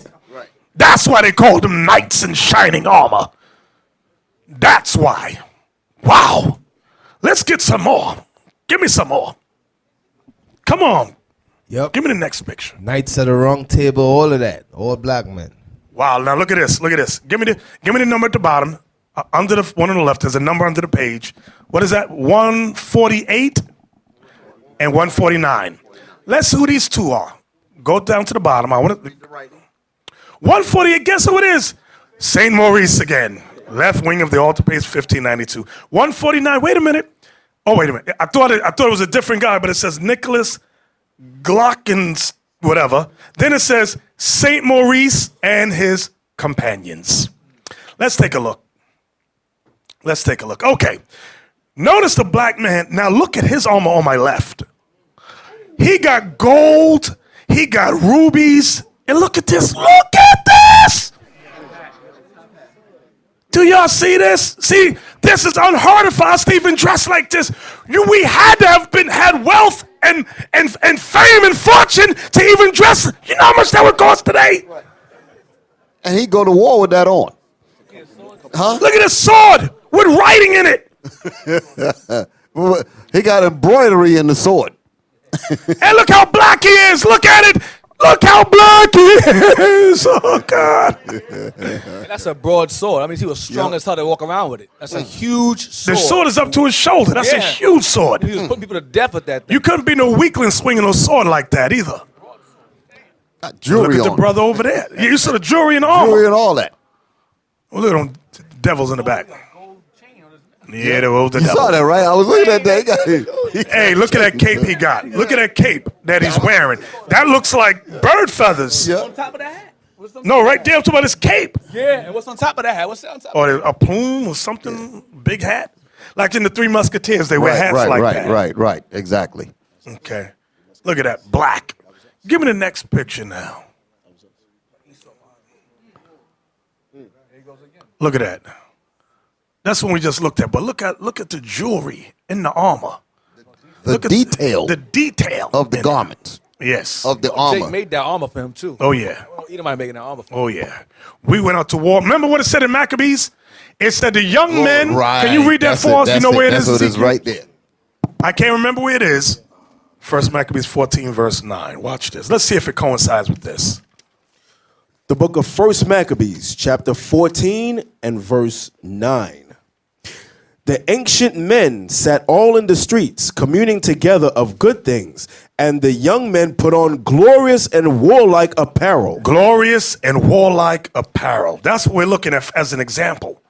Now, we know it's two different time periods, but I'm just showing you how we got down. Okay? We evolved, right? We didn't no grass skirts and all that. No. Oh, we had armor. We had capes. We had jewelry. We had diamonds and studs. Give me that Song of Solomon 111 about the studs. Y'all be thinking we making this stuff up. The book of Song of Solomon, chapter 1 and verse 11. We will make thee borders of gold with studs of silver. You see that? Borders of gold with studs of silver. That's how we got down. Look at this. Give me the next picture. Look at this. See, this is when they began to conquer us. And they got Spain, they got Rome, and they set themselves up as Pope, the white man did. Okay? This is what we're seeing here in this painting. So these paintings give you some truth. Now look at the brother behind him. Do y'all see behind the guy in the front?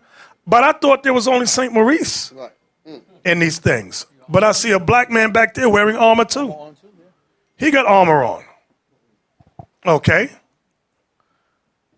Give me the next picture.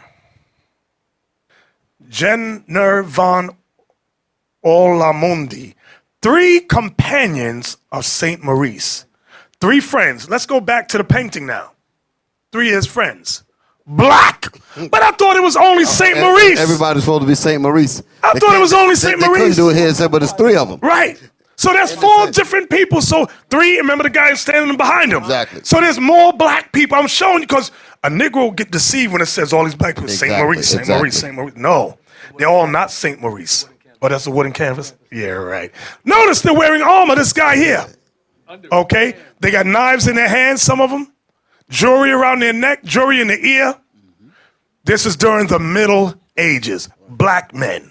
Okay? What y'all have to realize is that for the scholars to try to deceive you with certain writings in the books, talking about they all St. Maurice and his darkened flesh tones give him an almost Negroid cast and he becomes black. Right. Words like that. If they're going through that kind of work, putting that much dedication to deceive you, what does that tell you about what facts can do? Because if they'll go through these links, that means you knowing this will cause havoc among them. Exactly. If they're going to go through this kind of trouble to blind you from these things, to blind you from the Bible, they must recognize what this Bible is really going to do for you. Exactly. That's why they hate us so much. They're the real hate group. Exactly. Let's go to the next picture. Okay. Let's see the number. Let's see that. Let's zoom in on the number under the one on the left. 156. Look, 156 and 157. Let's see what it says. 156 says, Statue of St. Maurice again. From the facade of the town hall in Jutterburg, year 1508. 157 says, St. Maurice and his companions, upper half of the right wing of whatever that word is, from the chapel at Gross, whatever that word is, Whitfietsting, I don't know the language, year 1520, Lunenburg Museum. Let's look at them now. Do y'all see this? Now let's count how many black people on the one on the right. 1, 2, 3, 4, 5, 6. Now look in the back. Look in the back. Right there. Zoom in right there. I thought everybody was St. Maurice. More black men on horseback. Who that nigga on the nag?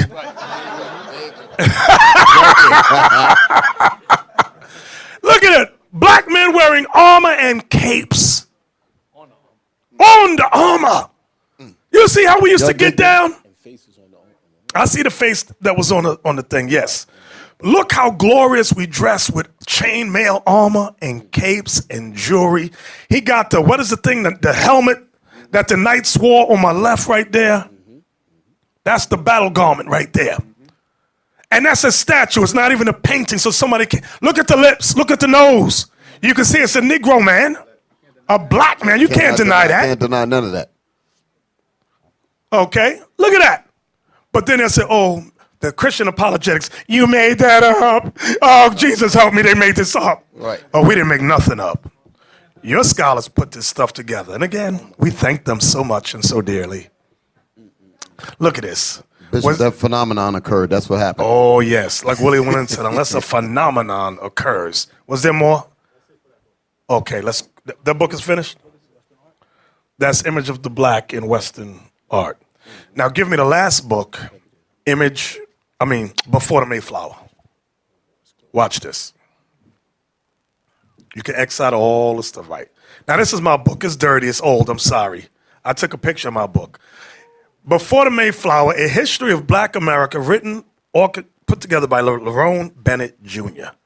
Now, when I got this book back in 1991, that's why it looked like that. It went through hell. Now, go inside the book. How many pages did I send? And okay, can we read this, Ezekiel?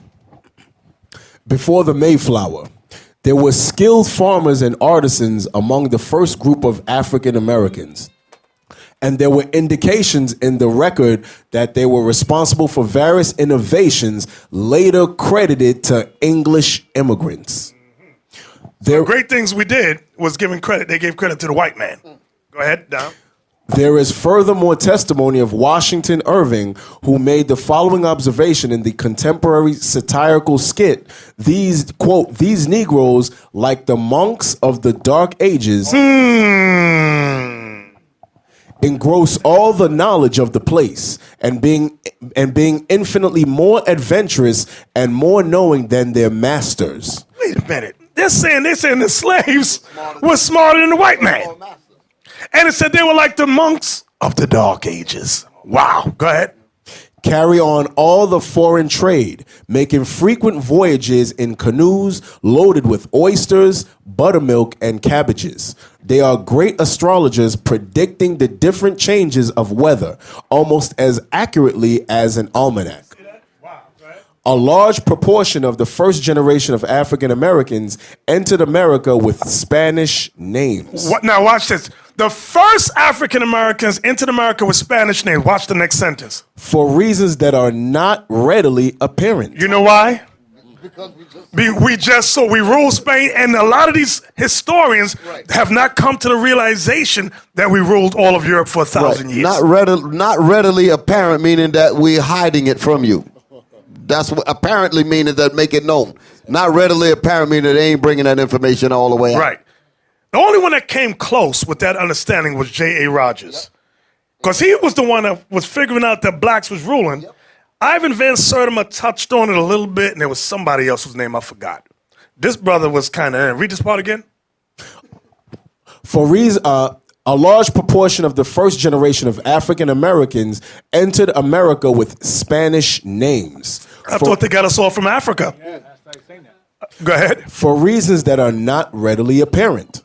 Many black males were called Antonio, a name that quickly became Antony or Anthony. Other popular names of the period included Michaela, Cochicello, Mingo, Pedro, Francisco, Hibina, Maria, Wartello, Tomora, Angola, and Tony Congo. Shortly after their arrival in America, many blacks were discarded African and Spanish names and adopted English titles. They changed it. Go ahead. By 1649, colonial officials were able to report that, quote, there were Virginia about 15,000 English, and Negroes brought thither 300 good servants. Give me the next page. Right there.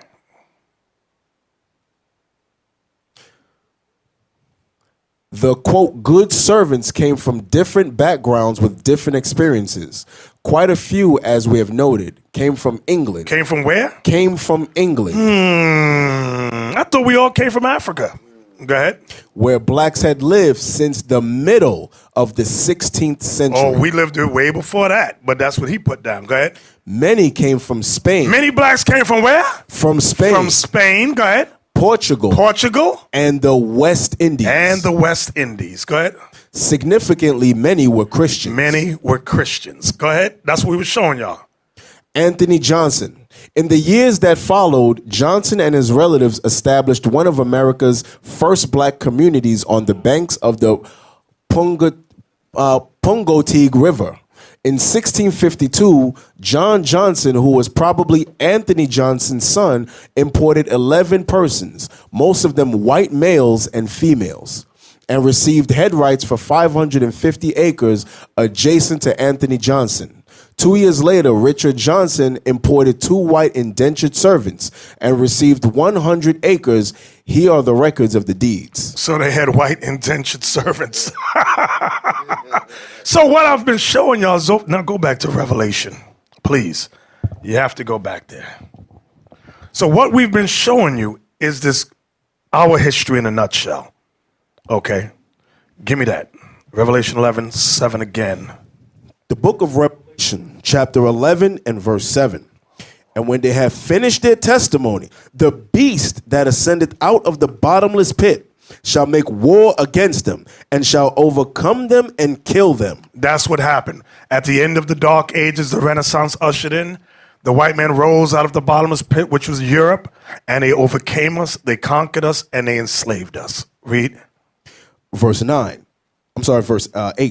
And their dead bodies shall lie in the street of the great city, which spiritually is called Sodom and Egypt, where also our Lord was crucified. Read. And they of the people and kindreds and tongues and nations shall see their dead bodies 3 days and a half, and shall not suffer their dead bodies to be put in graves.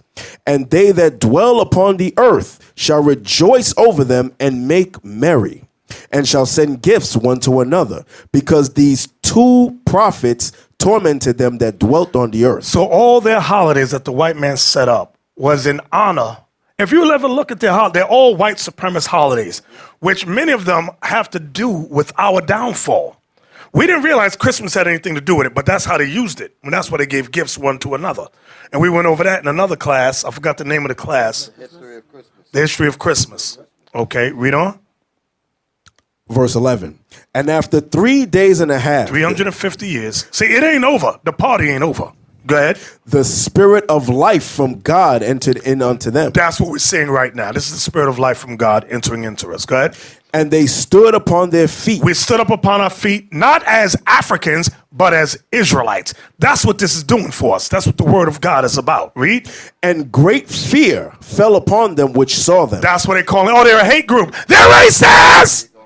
It's fear. That's fear, because we're awakening now. We're waking up to the truth that we're Israelites. We're waking up to the truth we ruled Europe for 1,000 years. We're waking up to the truth that we were in Africa for 1,000 years. We're waking up. Go ahead. Verse 12. And they heard a great voice from heaven saying unto them, Come up hither. And they ascended up to heaven in a cloud, and their enemies beheld them. And they're what? And their enemies beheld When this them. destruction hits, that's what it's talking about. Our enemies are going to see us taken up into the chariots of God. Read. Verse 13. And the same hour The same hour as we're being caught up. The same time. Go ahead. was there a great earthquake, and the 10th part of the city fell. And in the earthquake were slain of men 7,000. And the remnant. Notice it's calling the two witnesses, the two prophets, they're calling them here the remnant. Go ahead. And the remnant were affrighted and gave glory to the God of heaven. Y'all stop. What are you going to say? Right. That goes into Psalms 91 as well. When we was taken up and it said 10,000 shall fall at thy side and another 1,000 at thy right hand, but it shall not come nigh thee. That's the precept that goes with that. It said, only with thine eyes shall thou behold and see the reward of the wicked. That's some thousands that's dying in that verse there. Exactly. All praises. From there, give me Revelation 21. And I want verse 12. The book of Revelation. Start at 10. Chapter 21 and verse 10. And he carried me away in the spirit to a great and high mountain and showed me that great city, the holy Jerusalem, descending out of heaven from God. Having the great glory of God. Having the glory of God. Having the glory of God. And her light was like unto a stone most precious, even like a jasper stone, clear as crystal. Read. And had a great wall. And had a wall great. And had a wall great and high, and had 12 gates, and at the gates 12 angels, and the names written thereon, which are the names of the 12 tribes of the children of Israel. That's what we just saw in the picture from Spain. Right. Go ahead. And on east 3 gates. On the east 3 gates. On the north 3 gates. On the south 3 gates, and on the west 3 gates. Read. And the wall of the city had 12 foundations, and in them the names of the 12 apostles of the Lamb. So now people always wonder, well, how do you enter into this gate? Go to chapter 22 and go to verse 14. Revelation 22 and verse 14. Blessed are they that do his commandments, that they may have right to the tree of life. Which is immortality. Go ahead. And may enter in through the gates into the city. Notice verse 14 again. Blessed are they that do his commandments. Not think about, but do his commandments. Go ahead. That they may have right to the tree of life, and may enter in through the gates into the city. But what about the people that don't do the commandments? Read. For without are dogs, and sorcerers, and whoremongers, and murderers, and idolaters, and whosoever loveth and maketh a lie. Y'all see that? Now look at this. Give me go back to chapter 21 and start at verse 23. Revelation chapter 21 and verse 23. And the city had no need of the sun, neither of the moon to shine in it, for the glory of God did lighten it, and the Lamb is the light thereof. Now that does not mean there's not going to be no sun and moon. Give me the precept. Hold that. Coming right back here. Give me the precept in Isaiah. It might be 32. I'm shooting from the hip. I can't remember. 30:26? Is you sure? Okay, Isaiah 30:26. Let me hear it. The book of Isaiah chapter 30 and verse 26. Let's hear. Moreover, the light of the moon. Oh, you cooking with gas, brother. Read that again. Moreover, the light of the moon shall be as the light of the sun. So what we see today, the moon is dim, the sun is dim, but in the kingdom to come, it says the light of the moon shall be like the light of the sun. Read.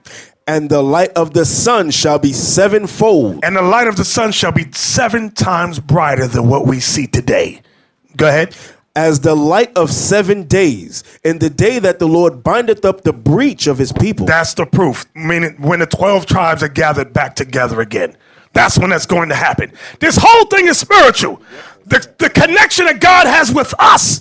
The moon is darkened. The sun is darkened. But when we are brought back to our 12 tribes again, That's when he's going to turn that sun up, turn the moon up the way it's supposed to be. The earth going to rejoice when we come back together. Go back to Revelation 21. Revelation chapter 21 and verse 23.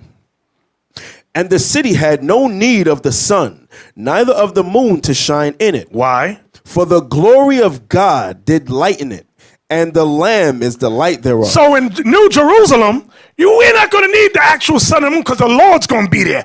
And remember it said there was, use the word in Revelation 1:14. It said there was, it didn't say halo. It said, no, from his face. That's in Daniel. The appearance of lightning? No. Does it say the appearance of lightning? Let me look at it. Let me look. That's in Daniel. Is it in Daniel? Y'all know I'm taking a guess. Let me just look at something. That's what I'm talking about. Okay, in Daniel, where it says in his face was the appearance of lightning, meaning there was such a glow emanating from him. Like when Moses came down from the mountain, y'all remember that? It said we had to put a sheet over his face because he had a glow. So now when we go back to Revelation 21 about New Jerusalem, read again where you left off. Revelation chapter 21 verse 23. And the city had no need of the sun, neither of the moon shine in it. For the glory of God did lighten it, and the Lamb is the light thereof. Read. And the nations of them which are saved shall walk in the light of it. And the kings of the earth do bring their glory and honor unto the it. nations and the kings, when it says bring their glory, they ain't coming up in there. The things is going to be brought to the 144. I'm going to prove everything I'm saying right now. Read.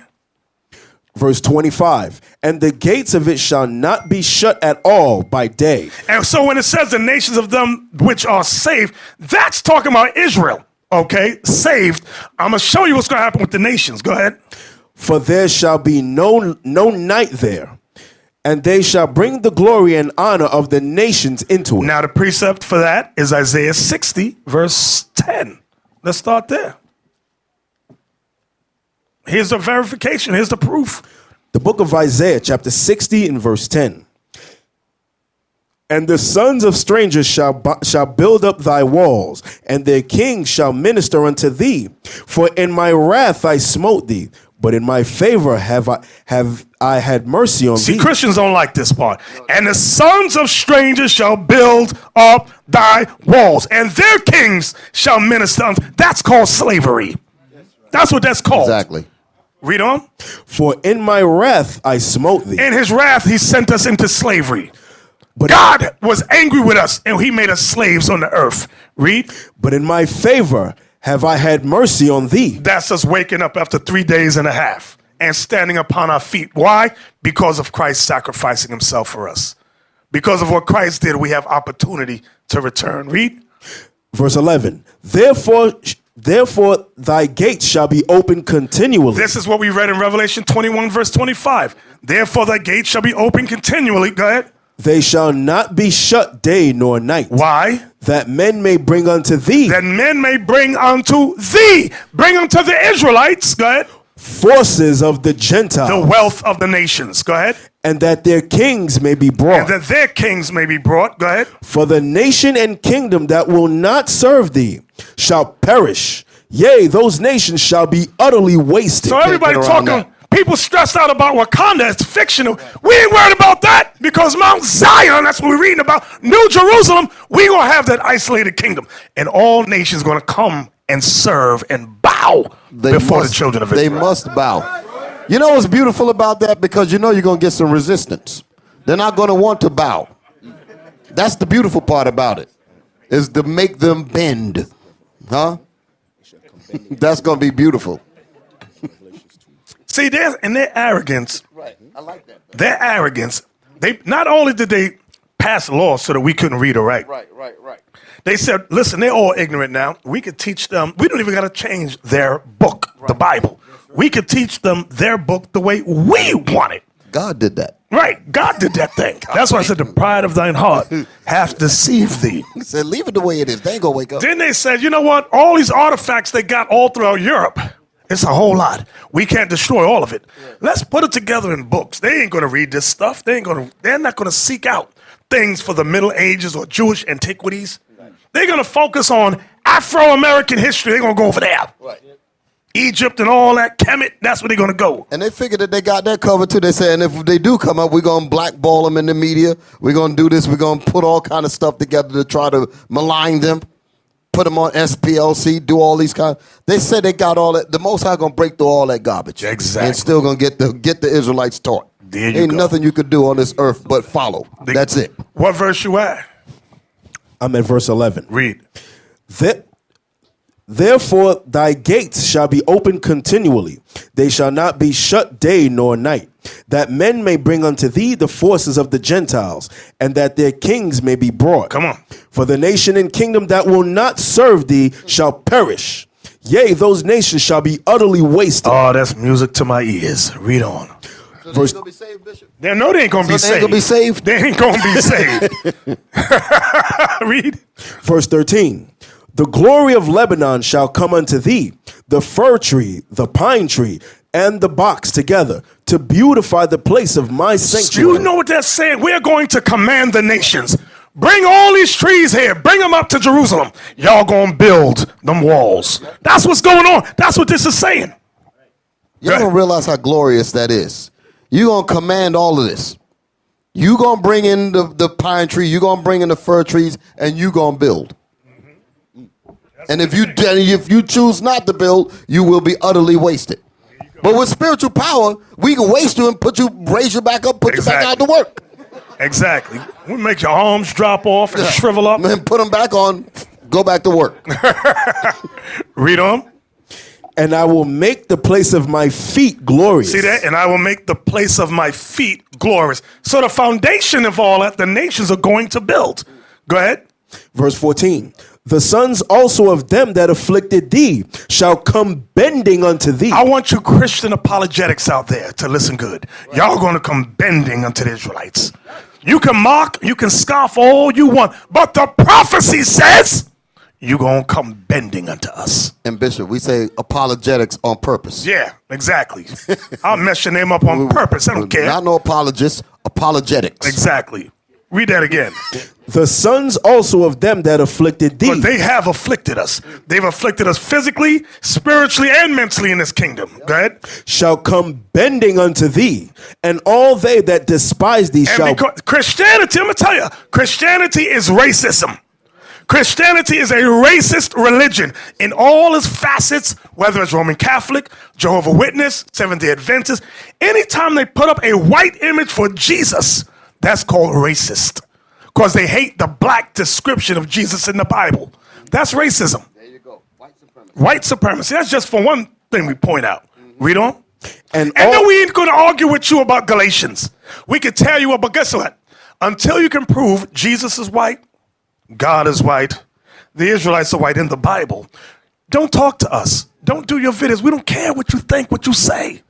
Why won't you debate us? Because you're nothing. You don't have a leg to stand on. I want y'all to understand that. Hey, why don't they just make a forum and just debate Obadiah? Exactly. Just debate that. Get in the forum and debate Obadiah. Debate the book of Obadiah. Exactly. For those verses. Just deal with that. We got work to do. Read on. The sons also of them that afflicted thee shall come bending unto thee, and all they that despise thee shall bow themselves at the soles of thy feet.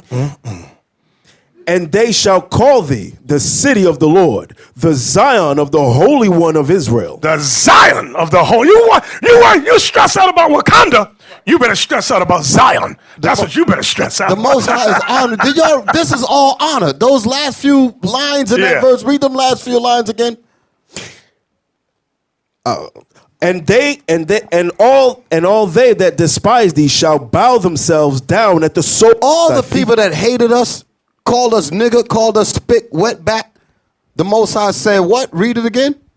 And all they that despise thee, all they that spoke against us, shall bow themselves. We're going to make them same devils bow. There you go.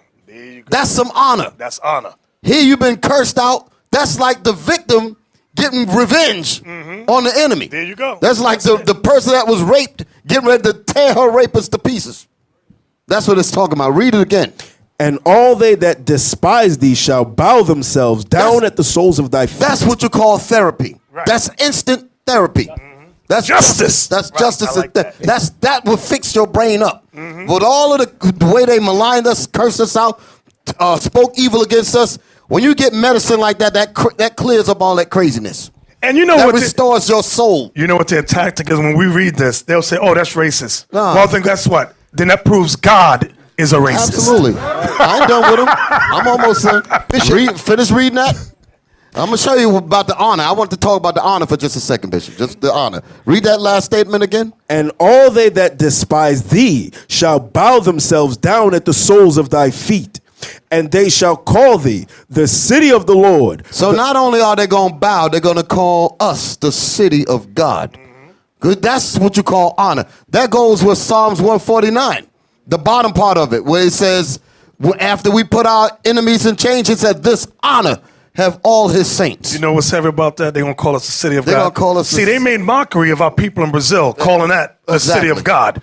Oh, you're going to see, they are going to be transformed to the real city of God. You watch. Y'all got to understand that the Most High, he's got the therapy program for us.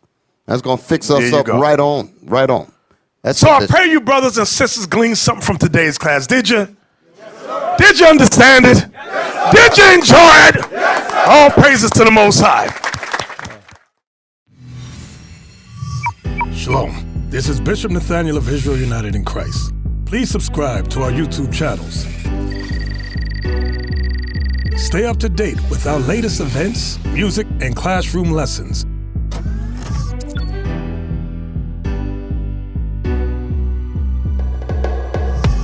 IUIC plans to continue visiting different countries where this gospel has not been preached before. IUIC needs your help in pushing this truth.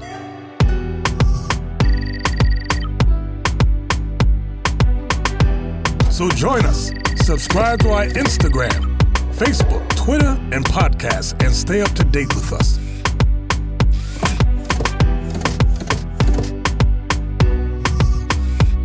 For more information, please visit www.israelunite.org.